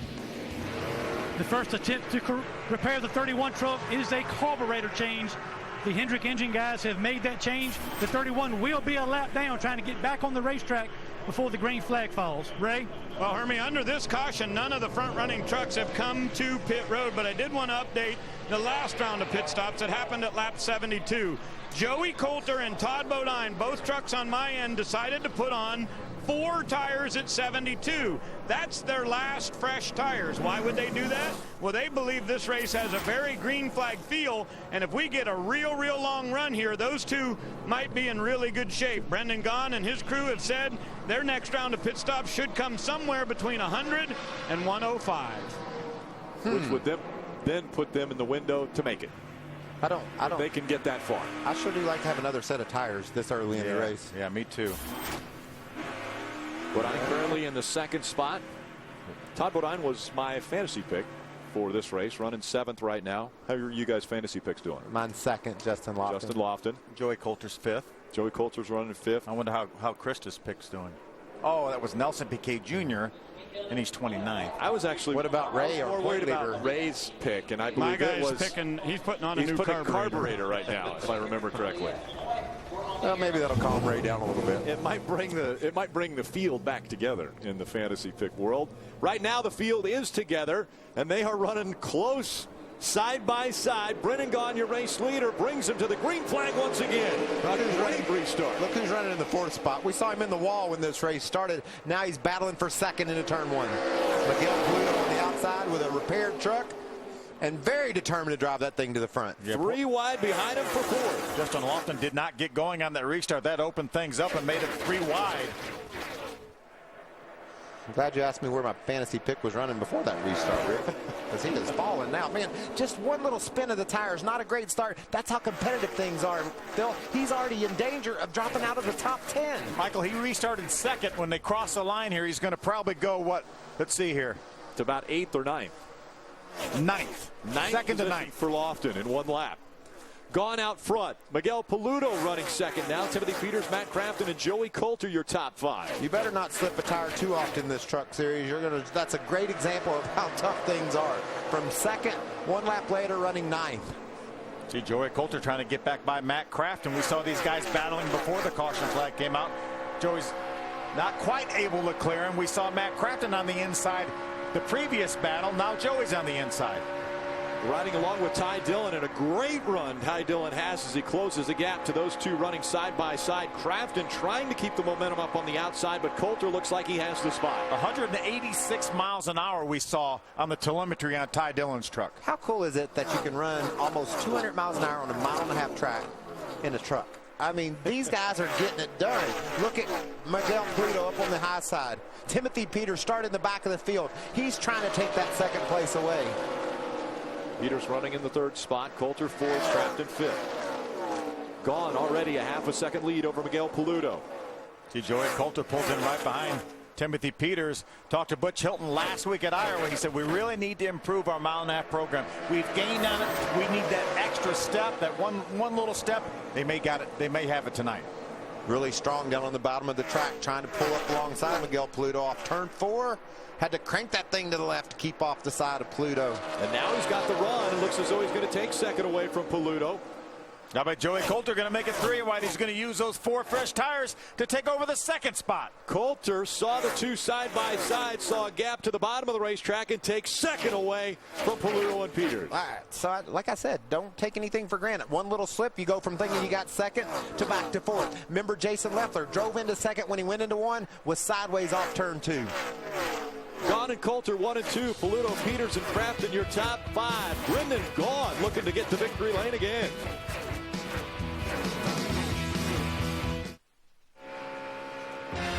You know, Tuesday on an all-new Hard Parts, a local radio station challenges Joe to put his money where his mouth is. Find 4 ultra-rare parts by the close of business. This is one throwdown you don't want to miss. Catch Hard Parts Tuesday night, 9 Eastern on Speed. Those guys are pretty serious about getting their parts. And that's a pretty interesting throwdown. I need 4 ultra-rare parts by the end of business. How about business picking up front? Brendan Gaughan and Joey Coulter running 1 and 2, separated by less than a half a second. Something Michael was pointing out just before we went to break. Just about every lap now, the fastest 3 laps are set by first, second, third. They may not be in that order, but the fastest 3 trucks on the racetrack right now running first, second, third. And we haven't had that all night. There's been trucks down in 12th or 14th that had the fastest lap, so the cream is starting to rise to the top. It looked like Coulter was going to make short work of Brendan Gaughan. He drove up and caught Brendan, but since he's gotten there, he can't do anything with him. So strong truck from Brendan Gaughan right now. Ray, these 2 teammates are looking strong in the front. Absolutely, and Andy Houston, the spotter for Brendan Gaughan, has been talking to him and telling him about Coulter's times, and we see that Chris Fontaine has made contact, and that is going to bring out the yellow. We did not get to that 105 lap, but this is definitely going to be time for those front-running trucks to get to pit road for those final sets of tires. Yeah, guys, I think right now we've got 52 laps to go. It'll be at least 51 when they come down pit road. I think that puts just about every single truck in their pit window.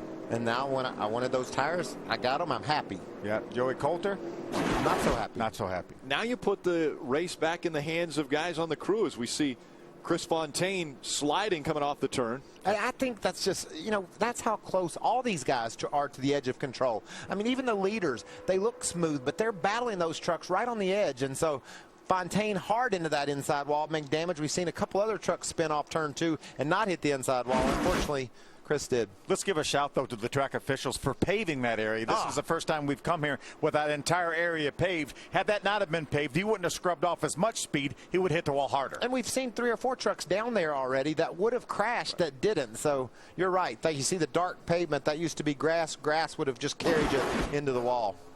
Take a look at this real time as he slides on that asphalt. Oh, he just liked to, well, he liked a lot, actually.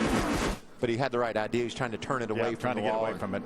Had he had a little more room, yes, he probably would have avoided it. We see Chris making the walk to the ambulance. They'll take him to the infield care center, have him checked out. The Aaron's lucky dog goes to the 81 of David Starr, so he will get a lap back. That'll put 18 on the lead lap. Well, that's a gift from Aaron's. It's 300th start for David Starr, so I think it's only fitting to give him a gift. He deserves it. They're going to give him a lap back. His team's going to get in and work on that left front fender, so maybe we can race back to a top 10 finish here in this 300th start for David Starr. Brendan Gaughan leads the field onto pit road. This could be the final stops of the night, and it looks as though Gaughan is looking strong tonight. We go down to Hermie.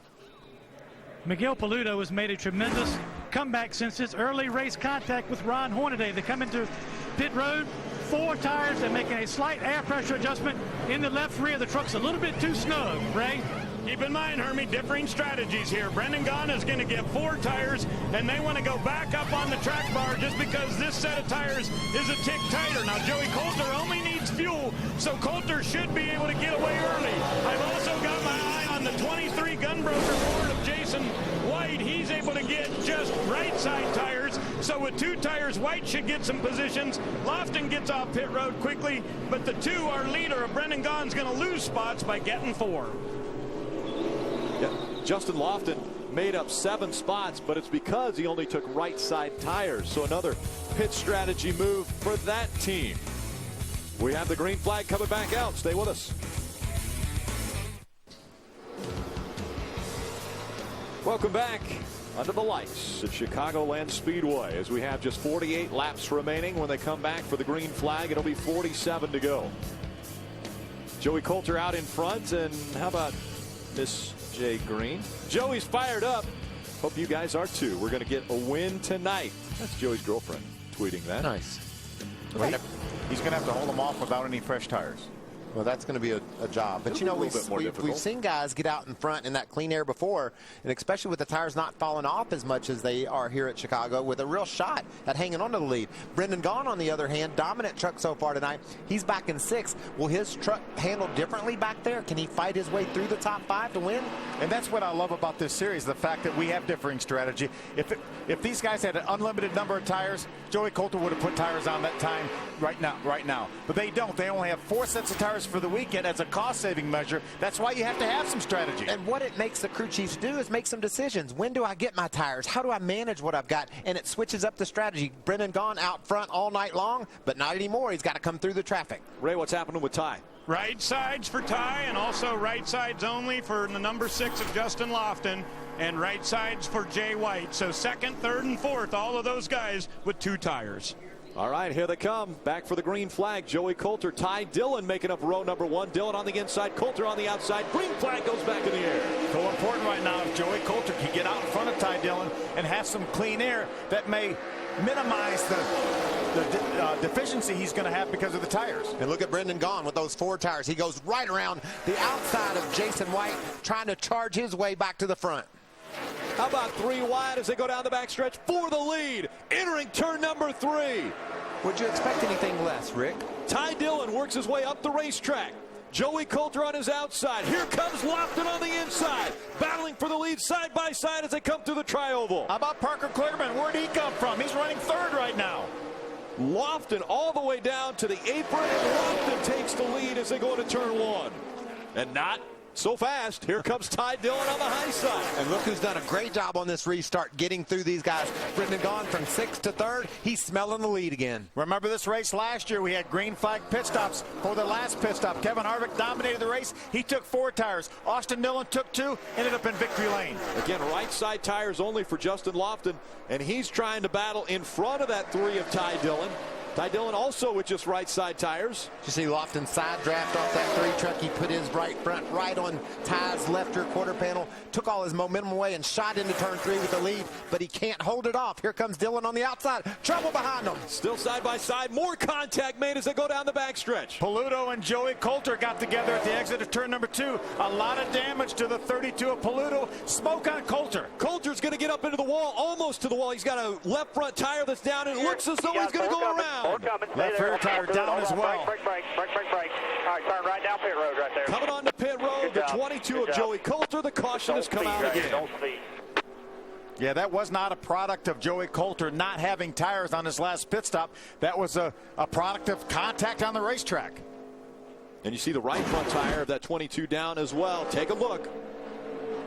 Watch the run Paluto gets. You see Joey loses. Ooh. Oh, Miguel just tried to cut inside of Joey. Joey lost the nose of his truck. Maybe it was a product of not having great tires. His truck slid up the hill. Pluto saw the opening on the inside and made a great move trying to get clear of Joey, but he just didn't quite have him cleared. And they're a tough situation for Coulter. Looks like he had at least 2 flat tires on that truck. And what a good job by the traffic, making sure they kept their eye on Joey to see where he was headed. You see both the left front and the left rear down. And Miguel had such a run going. You could see obviously Joey's truck lose momentum at the exit of turn number 2. Miguel Paludo with a lot of damage on that 32 as well.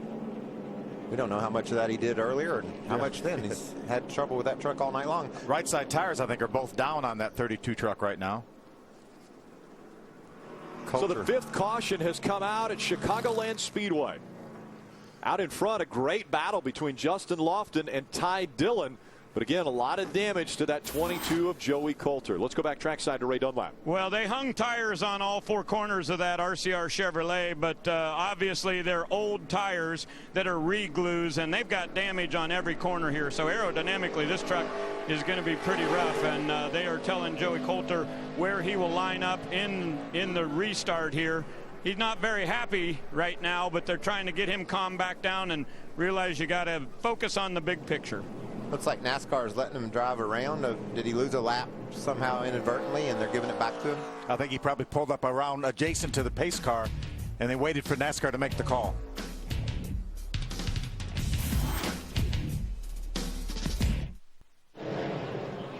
Welcome back. A lot of action taking place on pit road after this most recent caution. And now it's time to find out. Can Lofton stay out front? What about this cat, Rick? He changed the carburetor, getting the Aaron's lucky dog. We talked about the recoveries that Ty Dillon's made a couple times this year to stay in this championship battle. This might be a big night for James Busher to do the same. Coming into this race, James Busher 4th in the point standings. We talked about Joey Coulter needing to look at the big picture. He was 8th coming in. Hey, take a look at our fantasy picks. Let's see here. Mikey's pick. Wait a minute. Mikey, where's your pick? He's actually leading. And he's leading the race. Mikey's pick leading. I got Todd Bodine running in the 6th spot. Looks like old Mikey's in charge tonight. We got a lot of racing still in front of us. Stay with us.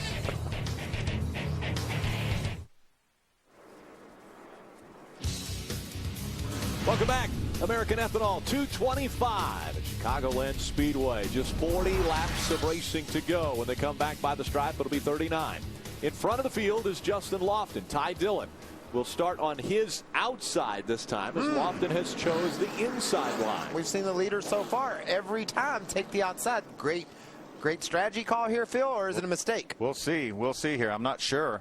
I like the outside, though. Race leader has to dictate the start. It's Justin Lofton. Green flag back in the air. Now he's got a little help from behind. The 2 of Brendan Gaughan pushing the 6 into turn 1.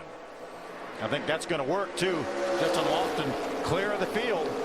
And here comes that 2 of Brendan Gaughan. So strong early in this race. Gaughan actually has led 74 of the 150 or 111 laps that have been run. So Brendan Gaughan will get credit for leading the most laps, but it's Ty Dillon who squirts out into the 2nd spot in front of Brendan Gaughan. Parker Kligerman. Remember, Parker Kligerman started all the way back tail end of the field because of a track bar malfunction during qualifying, just passing Brendan Gaughan for the 3rd spot. Justin Lofton out in front, only took 2 tires on the last pit stop. Can he stay out front, Ray?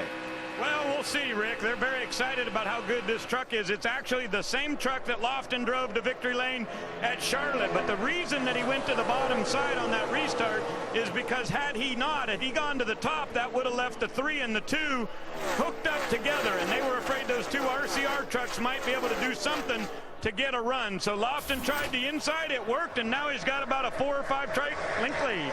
But I'm going to tell you guys, I'm watching Brendan Gaughan. He's able to hang right beside Parker Kligerman and in fact clear him down into turn 1, making some fast, strong moves stuck down on the bottom. He could be the truck we're going to have to beat. I say he'll drive up and catch Ty Dillon and do away with him in a hurry as well. We talked about Parker Kligerman a minute ago starting at the back of the pack. So did that 17 truck on his inside, Timothy Peters. Those guys right now battling for 4th.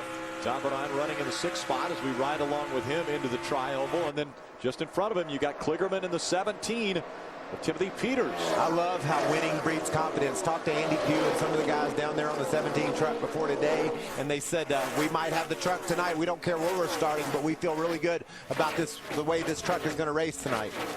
Strong run by Jason Leffler as he was trying to get by. The 13 had to check up a bit, and now just gets in front of the 23 of Jason White. Look at this battle. We're 3 wide about every lap somewhere or another on the racetrack, and all the way up next to the Jason White slides into the wall coming off of turn 4. I believe he missed the wall, but certainly got his attention. Look how much momentum he loses there. Loses a bunch of spots. And a lot of guys moved down the racetrack trying to give him room. Not sure if he was going to be able to save it and keep it going the right direction. Watch how sideways this baby gets. Right side of your screen. Close to the outside of Hornaday. Loses his momentum, gets his right sides up in the loose stuff. Do they make contact? Looks like maybe the tip of that right rear bumper cover. But look how far he's fallen back. He was racing inside the top 10. Now he's all the way down to the 16th spot that time by. So how about Paludo? He's been involved in 2 accidents, and he's still coming to the front. Very persistent and very determined. Ty Dillon closing in on that 6 of Justin Lofton. Here comes Dillon for the lead on the outside. He's going to go right by the 6 of Lofton. Dillon in front of the field. And here comes Gone around Lofton as well. Lofton losing all that momentum. Gone to the outside. Gone also going to get by the 6 now as Justin Lofton looks as though he's falling off the pace. He's about to lose another spot to the 17 of Timothy Peters. It takes just about a complete lap. If you lose momentum here, these trucks keep them wound up so fast. If you lose momentum, it takes you at least a half a lap to get it back. And he's got it back now, but it cost him second place because Dillon just made an amazing strong move to the outside, got Lofton a little bit loose, and here comes Brendan Gaughan right behind Ty Dillon.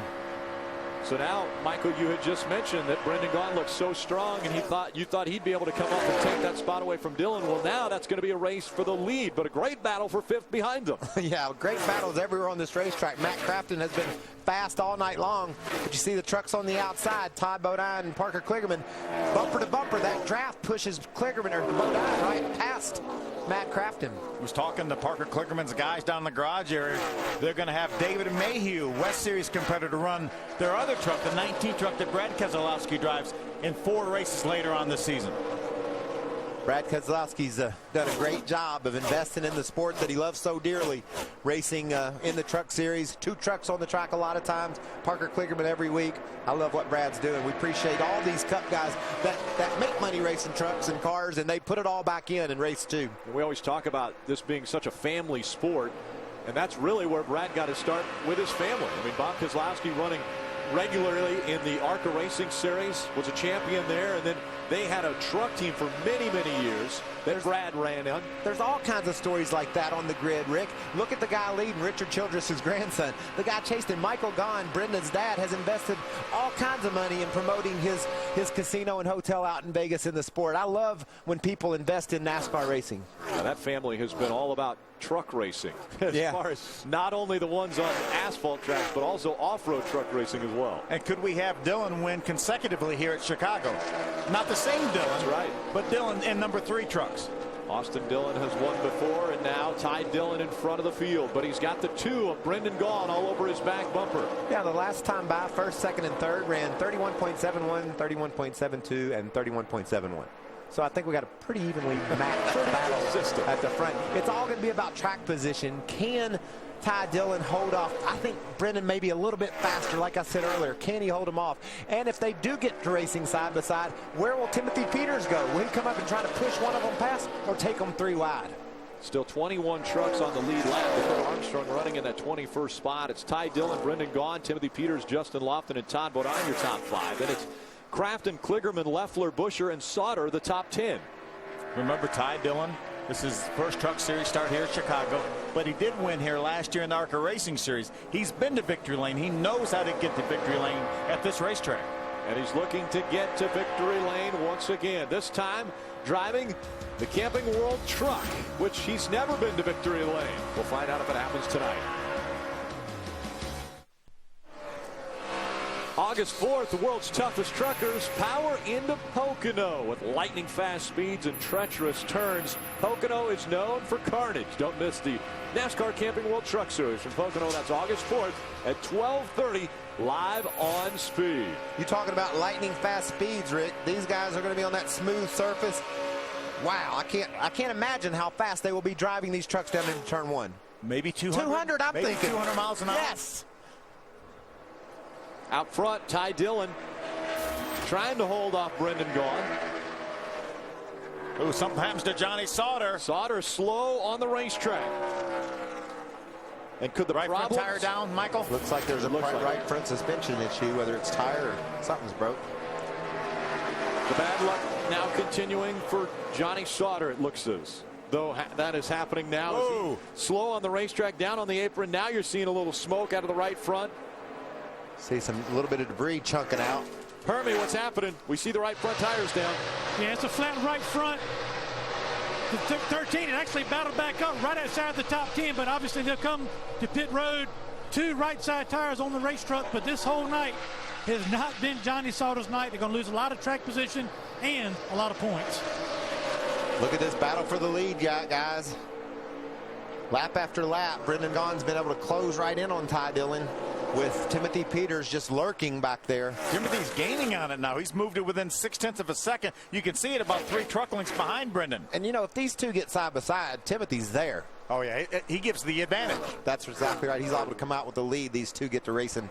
And that's what they're going to do. It looks like Brendan's strong enough to get up beside Ty, but he just can't quite get there. I think right now, I think you hit the nail on the head. I think Brendan probably has a faster truck, but Ty is running where Brendan needs to run to make that truck as fast as it can be.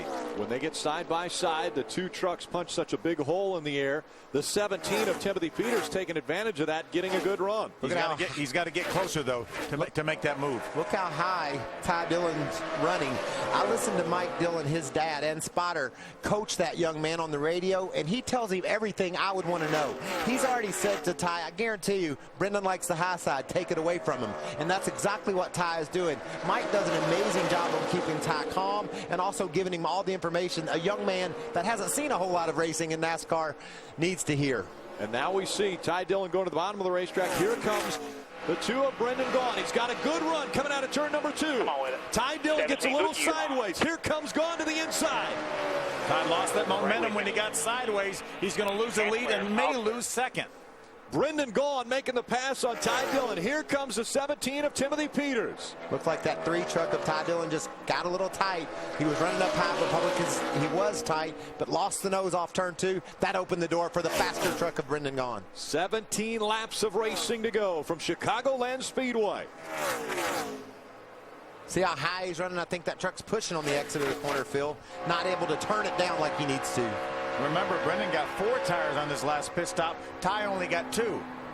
Brendan Gaughan out in front once again. Timothy Peters now running second. Those 2 pulling away from Ty Dillon, who's running in the 3rd spot, Ray. And Michael was right. He was getting some excellent coaching from his father, Mike. And the last word he just said to him was, turn the right rear bead blower off. That'll help you on your entry. So we'll see if that makes that 3 Bass Pro Shop Chevy any faster. He's now went from 1st back to 3rd. It'll definitely help, but it's going to be a minor help, Ray. And it looks like the thing is really pushing off the turn. His dad, when he coaches him, he tells him all the things he needs to hear. There, I think he should have said, son, you gave it all you had. Let's just try to settle in here and get this 3rd place finish because his truck has gone away on him. Jennifer Joe Copslow on the racetrack as we saw the 18 of Leffler make his way by. Yeah, Parker Kligerman was able to get by Jason Leffler. They were side by side. Ooh, Paludo tears up a right front tire. I saw some debris flying. See the debris flying off the side of that truck, and the caution will come out again. 15 laps to go. Woo-hoo. And that'll put them side by side one more time. Yeah, bunch them up. We'll see some 3-wide racing, 4-wide racing. Which is what we've seen since the very start, the first drop of the green flag. I'll tell you, one guy you may have to contend with is James Busher. We saw him change a carburetor, saw him get a lucky dog. Change it up. He's driven up to the 4th spot right now. James Busher may be a contender for this one. Fresh from Florida Gulf Seafood Chevrolet. Running well. Made that carburetor change, but you're right, Phil. All race long, he's just been fighting his way back into this baby. See if we can see what happens to Miguel. See him all up against the wall there. Makes just a little bit of contact with the outside wall. That tire could have been going down then. Yeah, I think that was the case. And when we got down to turn 3, it went all the way away. And you can see the debris showering there. NASCAR had no choice but to throw the caution. It's going to set up an amazing finish again in the NASCAR Camping World Truck Series. So tons of damage to the right front of that 32 of Miguel Paludo. It took all that, Rick, to finally get that man off the lead lap. That's how hard he's fought all night long. That last tire blowing there finally puts him a lap down. Chad McCubbey's going to get the Aaron's lucky dog. So he'll get back on the lead lap. That'll put us to 20 trucks on the lead lap. Chad just stepped into this truck for this race this week, and will drive it the rest of the year. Cowboy Starling actually has moved over to be the crew chief on that 92 truck for Ricky Benton. Brendan Gaughan back out front. Gaughan has been dominant. He's led 78 laps of the 136 that have been run. But as you guys mentioned, one of the men on the move, one of the faster trucks on the racetrack has been the 31, Hermie. And what a big-time comeback it's been for the 31 team. When the caution came out, by the reaction of the crew here in the pits, you'd have thought the race was over and they were going to victory lane. They know if they can finish this comeback off, they have dodged a tremendous bullet coming back from 2 laps down. And I agree with Phil Parsons. If he can get a good restart right here, he has a chance to win this race. Ray? Well, Hermie, I think the restart will be important, and we have heard a lot of conversation on Brendan Gaughan's South Point Chevrolet radio, and guess what? You know who's talking to him?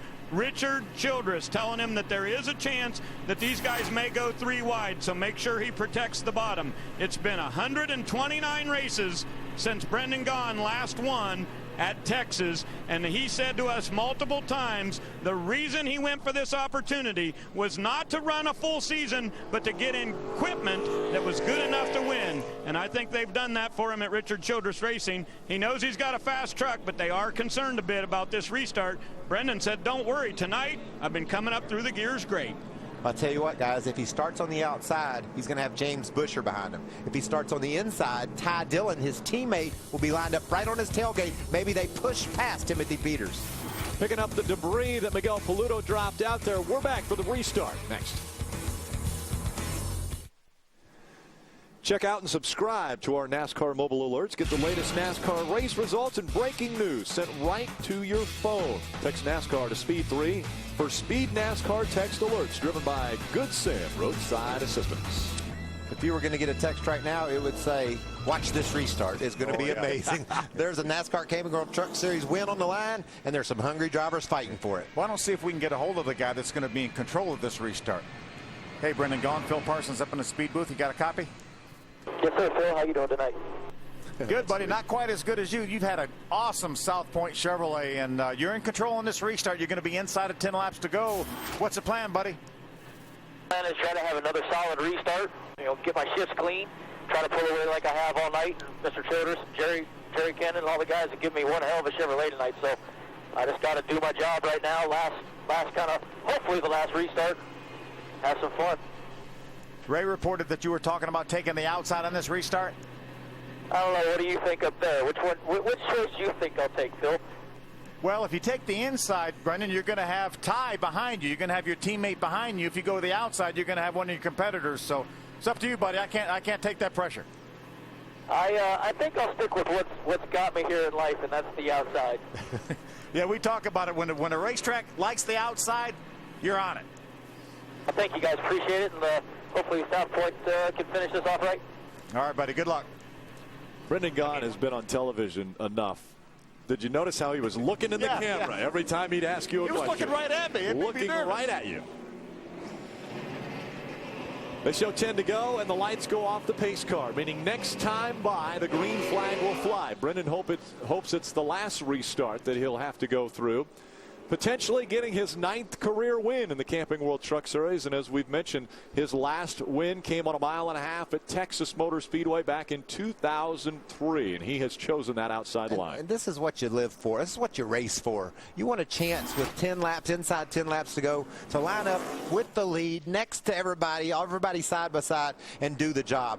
Richard Childress has certainly given him the truck to do it. He's proven that tonight, and Brendan just wants to pull this off. He'll feel so good when this one's over, but right now, I don't know how good he feels. I think he gave us a great interview, but he's got to be a little bit antsy about this start. Yeah, he knows that James Busher's been coming. He knows Timothy Peters has been good, and obviously Ty's been strong. How about we had Justin Allgaier up in the booth earlier today for the ARCA race, and now he's talking a little bit of trucks here. Don't know who is going to win. That's why I love the Truck Series. That's the way that ARCA race wound down too. We had a big charge late in the going. It was in doubt till the very last lap.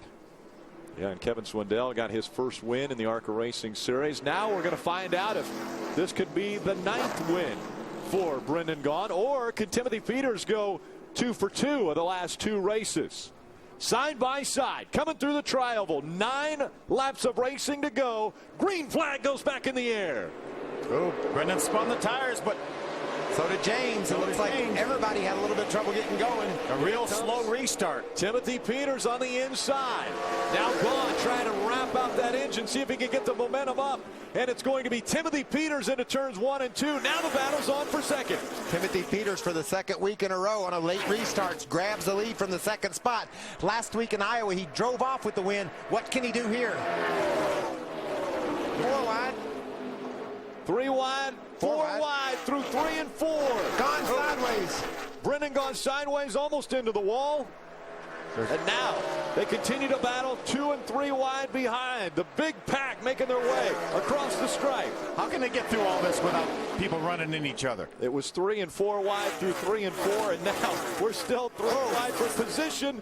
Up into the wall, another truck. Joey Coulter gets really high off turn 2, but somehow, Phil, those guys sorted that out. That looked like Talladega, didn't it? It sure did. I couldn't believe that they got through that without somebody bouncing off somebody else. What an amazing rebound for the 31 of James Busher. As we see the 6 of Justin Lofton get loose. He's got Cale Gale behind him. James Busher has made his way up to second, battling for the lead with Timothy Peters after being on pit road and changing a carburetor during this race. Side by side right now. We talked about how strong James Busher has been. We've also talked about Matt Crafton all night long. These guys side by side. Watch Matt charge up there and make it 3 wide. Busher on the inside, Peters on the outside. He's going to take the spot, and it looks as though a lot of damage to the 6 of Lofton. He's into the wall.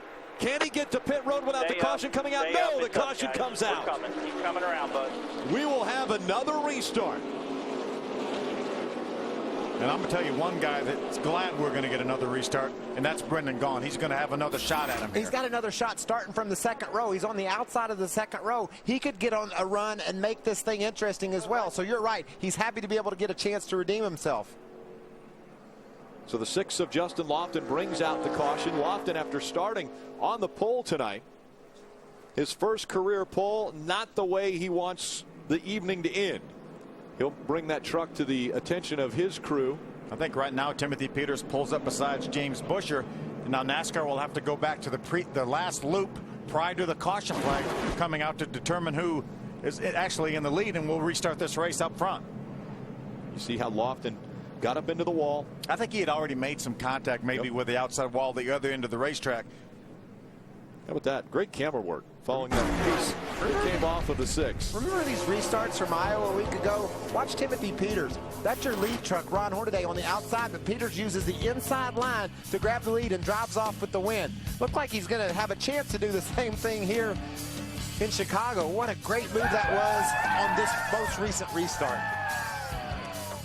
And that win for Timothy Peters, his 4th win. Here's the last restart. This is what happened. You saw the 2 of Brendan Gaughan spin the tires. He brought him down really, really slow. When he got in the throttle, he spun the tires. Timothy actually had lost some ground, but then didn't spin the tires. And you see him, he emerges with the lead here when they got to 1. And we heard Brendan talking to his crew. He said, I think if I hold him down for a slower restart, it'll give me the best chance to jump him. When he went to jump him, the tire spun on the back of that truck. No momentum. Timothy Peters had the advantage on the bottom. And that's the danger. When you have hot tires, they're not going to get as much grip as cold tires do. A lot of damage to the right side of the 11 of Todd Bodine as well. We're seeing a few trucks on pit road trying to get their trucks back out onto the racetrack. And the 6 of Lofton still on the lead lap, but he's scored back in the 19th spot right now as they continue to work on that truck. There's certainly point implications coming in here. Justin Lofton, one of our top point guys coming in.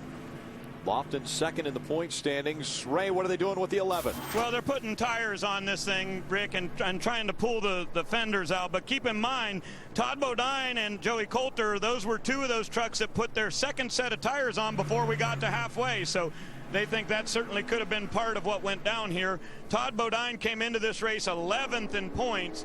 And their goal now, I think, from talking to the Onion, is they want to win another race or 2 this year, not really thinking that the championship is in picture. and they lost a lot of spots right there when we went back to green flag racing. Man, there's so much going on right now. Those guys down on pit road, Ray and Hermie, covered all the action. But what about Rick Crawford? He's up inside the top 10 in that 73 truck. Our guys that are battling for this championship crashing, Todd Bodine into the wall. There's been so much action here in this race, but this man has remained steady and solid, and he's driven up into the top 10. Oh, you know Rick Crawford, he's a multi-time winner here in this series, always does a great job, just makes very infrequent starts now, but great to see him have a good run here. Yeah, Rick Crawford has really transitioned into being a track owner and promoter from Mobile. Short track. Well, promoters need to know about racing, and I'm pretty sure that Rick Crawford knows a little bit about racing. Look at the top of your screen here, right there. And there's Todd Bodine down on the inside of him. We saw some damage on Todd's truck as well, but it doesn't have anything to do with Todd. Yeah, Justin just got loose there, made contact. That's down at the other end of the racetrack, and then we caught him as he went into turn number 3, had the bumper bar dragging behind that truck, and obviously makes some more contact with the outside wall. I was wrong. That was Ron Hornaday on the inside of Justin. Here comes Todd Bodine behind him, and somehow Todd wrecked into the wall at the same time. And remember, Justin Lofton on that critical pit stop only took 2 right side tires, and we talked about other guys that did the same thing. One of those guys, Ty Dillon, currently in the 7th spot, only took 2 right side tires. James Busher will have the lead here on this restart. The NASCAR officials determined that he was ahead when they got to the loop when the caution flag was displayed. Wow. We'll get another try. Can we do it again? When they come by this time, it'll be 3 laps to go. If this isn't a way to spend your Saturday night, tuned into speed, watching these guys in the trucks battle. Hermie, what's Busher saying down there? Well, he and his crew chief Mike Shelton are talking about the last restart and what happened with the 2 truck of Brendan Gaughan and when things got going. So they are trying to learn from what they saw the last restart and trying to get themselves in the best possible position to cap off this pretty outstanding comeback for the 31 team. Ray? Well, it'd be a great comeback for the 17, too, no matter how this thing finishes. And crew chief Butch Hilton has been on the radio reminding Timothy Peters this is a big picture points night. He said we could come out of here pretty good. If we don't win the race and we finish 2nd or 3rd, we'd be fine. But if we have it wadded up by racing too hard, we could lose a lot. So kind of keeping the big picture in points. But remember, Timothy Peters, one of those guys that had to come from the back after changing a motor. Yeah, but guys, the checkered flag's right there. Yeah, the checkered flag. I can feel it. Yes, I know what it's going to be like. I just did it last week. I drove around the leader to win a week ago. I got to do it again here. This restart is the most important because we will have 2 laps to go, which means this is it. You're going to see the white flag next time by and the checker. Well, they could wreck on this lap, and then that would create a green-white checker. We don't want them to do that. Well, we don't want them to do that, but we saw them 5 wide their last restart. Looked like we were racing at Talladega back there. I mean, that's crazy. And those guys were racing for 12th. And that just tells you what you'll do to win one of these races. If you'll go 5 wide to finish 12th, what are you going to do for the lead here? Exactly. We're about to find out who has the best restart and can they hang on to that great track position. Out in front, James Busher, Timothy Peters making up row number 1. Busher has chose the outside line. Peters on the inside line. Then in row 2, the 2 of Brendan Gaughan and the 88 of Matt Crafton. Coming through the tri-oval. Green flag back in the air. I don't think any tire spin that time, except Jason Leffler. A lot of guys behind spreading out, but they're side by side as they go into turn number 1. No advantage this time. Dead even coming off of 2. Down the back stretch they go. Now the momentum on the outside has Busher in front of the 17, but here comes Timothy Peters on the bottom of the racetrack. This time by, the white flag will fly. Who will be in front when they cross the stripe? How about Busher has the advantage. The lead with the white flag in the air. Side by side at the stripe. Peters had the advantage. White flag in the air. This is it. Final lap.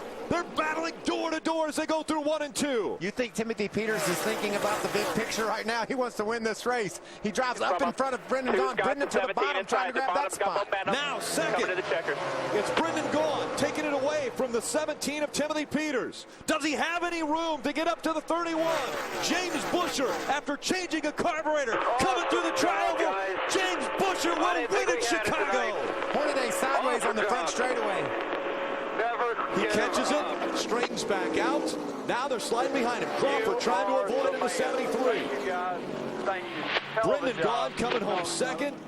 what a finish by James Busher. I'm telling you, you don't often change a carburetor during the race and get to victory lane. And in dramatic fashion, too. What a finish these guys put on. I love the truck racers. Fireworks in the sky. They were so determined to get the victory, whether it was Peters or Gahn or Busher. They just fought so hard. Fireworks on the racetrack, too. And James Busher, coming into this season, hadn't won in NASCAR. Look at Rod Hornaday, just pushes up and then finally gets sideways and right in front of Cale Gale. And Cale, he did all he could do to avoid Ron Hornaday. Our scoring monitors have Hornaday beating Cale Gale by a very, very small margin, about 6/100ths of a second, and Hornaday was going sideways. We talk about the mile and a half. This is the 5th of 10 mile and a halves. That guy has won 3 of them. And you got to win on the mile and a half to win the championship, if history tells you. Absolutely. In the last 12 years, only 2 times as a champion, not won at least 1 race on the mile and a half. Hermie Sadler. Mike Shelton, I'm going to get out of the way 1 second. I saw that coming. Hey, a few laps before this race was over, you guys were in survival mode. Take what you can get and get out of here. You end up in victory lane. How'd you do it? These guys don't give up. James never gives up. I just can't thank them enough. I mean, thank God, thank you guys. I mean, they didn't give up. Carburetor change on pit road. James buckled down, 1 little change. I mean, he was on a mission. I don't know what to say. I mean, that's huge.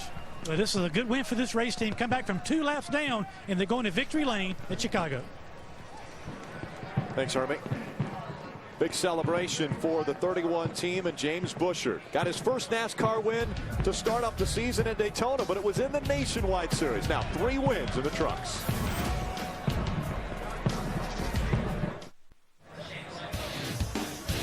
The NASCAR Camping World Truck Series on Speed is brought to you by Camping World. Good Sam. Everything for the RV lifestyle, including RVs, accessories, warranties, insurance, and roadside assistance. By Ram Trucks, Guts, Glory, Ram. And by 1&1 My Website, where creating a business website is easy. Brendan Gaughan looked as though he had the dominant truck. That looks like about 5 laps to go in turn 3, right? It's a reenactment. I think they're trying to put everybody back in line to understand what was going on back there in the pack with 5 to go. Yeah, Brendan Gaughan had such a great truck tonight. Had led the most laps at 83 laps led, but doesn't get to victory lane. He is the closest to that first spot, finishing 2nd, and he's with Ray. Well, and Rick, I think you could say there is a bit of disappointment on this young man's face, but great race truck tonight, and we had a race that saw just about everything.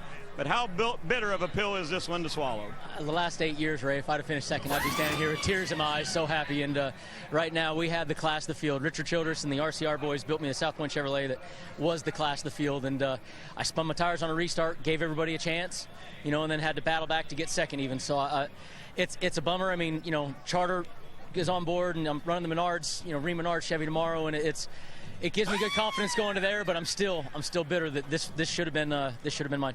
He had a great truck tonight for sure, but one guy beat him, and that would be James Busher, who's won 3 times this season. I think Hermie is in victory lane. A very wet victory lane, I might add. You're drenched, I am drenched, but they were aiming for you. They got me. I dodged one into pit road, and they got me back in victory lane. But I told your crew chief about halfway through, you guys were 2 laps down, just trying to salvage a decent night, and you come back and bring this truck to victory lane. Talk about the emotions of what this night brought to you. It was frustrating early on, but it's kind of the motto that we've had all year: to never give up. And these guys never quit. Had carburetor issue, got it fixed. We couldn't keep up in the beginning of the race, and then we really had trouble, and went 2 laps down fixing it. But definitely the best change we made all day was carburetor. So I can't say enough about these guys. Fresh from Florida Gulf Seafood, Exide Batteries, Brandt from here in Illinois, and AccuDoc Solutions, FOE, ABF, everybody that supports these teams. This is awesome. We got to keep closing the gap on the championship lead, but winning is how you do it. But it doesn't help when they run 2nd to you. So I don't know where the 17 finished, but I was racing him for the lead, and I assumed he was second, but you know, we'll keep inching away at it. We got a lot of racing left, and it's a good way to start this next stretch. Before we let you go, talk about the last restart, what you were trying to accomplish, and what you learned maybe from the restart prior to that. Well, I thought the 2 went way too slow. The tires had lost grip. We were sliding around under caution, and if you're going to try to go from 35 miles an hour to 170 or whatever it is, it's a lot easier to go from 50 miles an hour to that. So I don't know why he went so slow, but got all jumbled up, and that's what got us up to second, and eventually got us the lead. But I knew I had to go faster than that, and just try to outrun Timothy. The bottom's always sketchy because you never know if you're going to lose that right side air, but it's a shorter way around. So it's kind of a catch-22.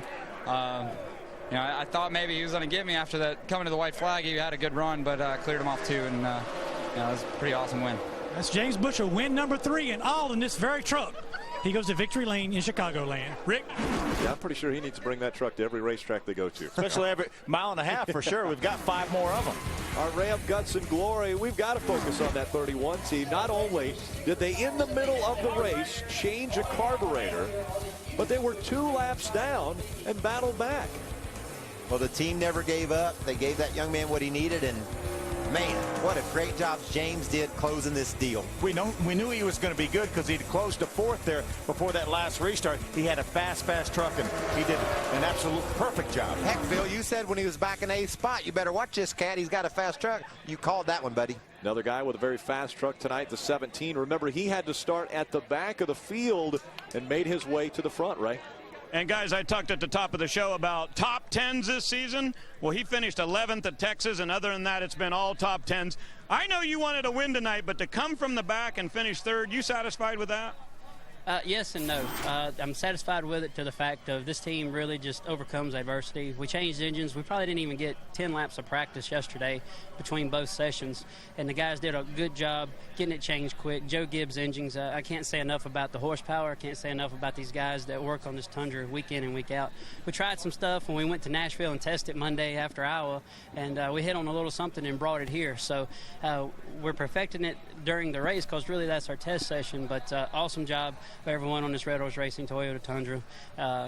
The view was awesome coming through the field from my Butler seat, so look forward to going to Pocono in a couple of weeks and keeping this momentum going. For the first time this season, Ty Dillon finishes out of the top 10. That'll give Timothy Peters a 23-point lead in the standings. And Ray, that's the biggest lead all year that anyone has had. So Timothy Peters with a little bit of comfort up there as he's got a week off before he goes back to Pocono.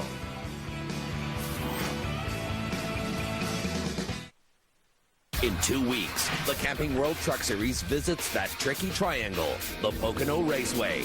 What happens when you mix 3 different corners with fresh pavement? You get big action and fast trucks. Who will find the best setup and be the one to stay in control? Tune in to find out.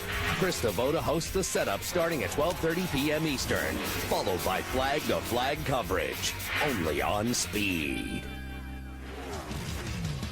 Taking a look at our Just for Men auto stop. Fastest pit stop has to go to the 2 team. Brendan Gaughan and that South Point Hotel and Casino group did an excellent job of getting him on and off pit road quickest. Yeah, fast pit stop, fast truck. And that also, South Point team. And also great strategy. Got 4 tires when they needed them. Gave him a chance to win this race. Very strong, and he comes home in the 2nd spot here, just behind James Busher. Leading late in the going, that's all you could ask for out of your crew. And let's go back trackside to Ray Dunlap. Well, thank you, Rick. The Ream Chevrolet started 8th today and finishes 6th. Cale Gale, was that as much fun to run in as it was for us to watch? Yeah, it was a lot of fun tonight. I just want to thank everybody at Eddie Sharp Racing and Ream for letting me drive the truck this year and come away with a 6th place finish. We had to earn it, but it was a lot of fun racing with all the guys out there, and we're coming. We're getting there, and each and every week we get a little stronger. The last couple of weeks our results ain't showed it, but we got something to smile about for till Pocono. So we're real excited and look forward to the next race. Okay, getting better. That's Cale Gale. Let's hear from 4th place. Hermie? Well, that was my driver tonight, Matt Crafton. Got me a top 5 finish. Exciting finish to this race. You guys had a good, solid night. Yeah, we had a very good night. I mean, at the beginning of the night, I definitely thought we had them covered. I mean, when the sun was out. And then the sun went down and we were good, but when it went dark and it cooled off, I was still on the throttle even more than I was earlier in the race, but I just didn't have quite as much speed in the truck as, like, the 31 was unbelievable fast. But, I mean, we just needed a few laps to get our truck going. I mean, but this Menards Toyota Tundra Schrock cabinet truck was so good during the day. Like I said, we just needed some runs. I mean, each and every week we keep picking away at it. We're going to be there in victory lane before too long, and hopefully be there at the end of the year for championship battling. That's Matt Crafton. He gets a top 5.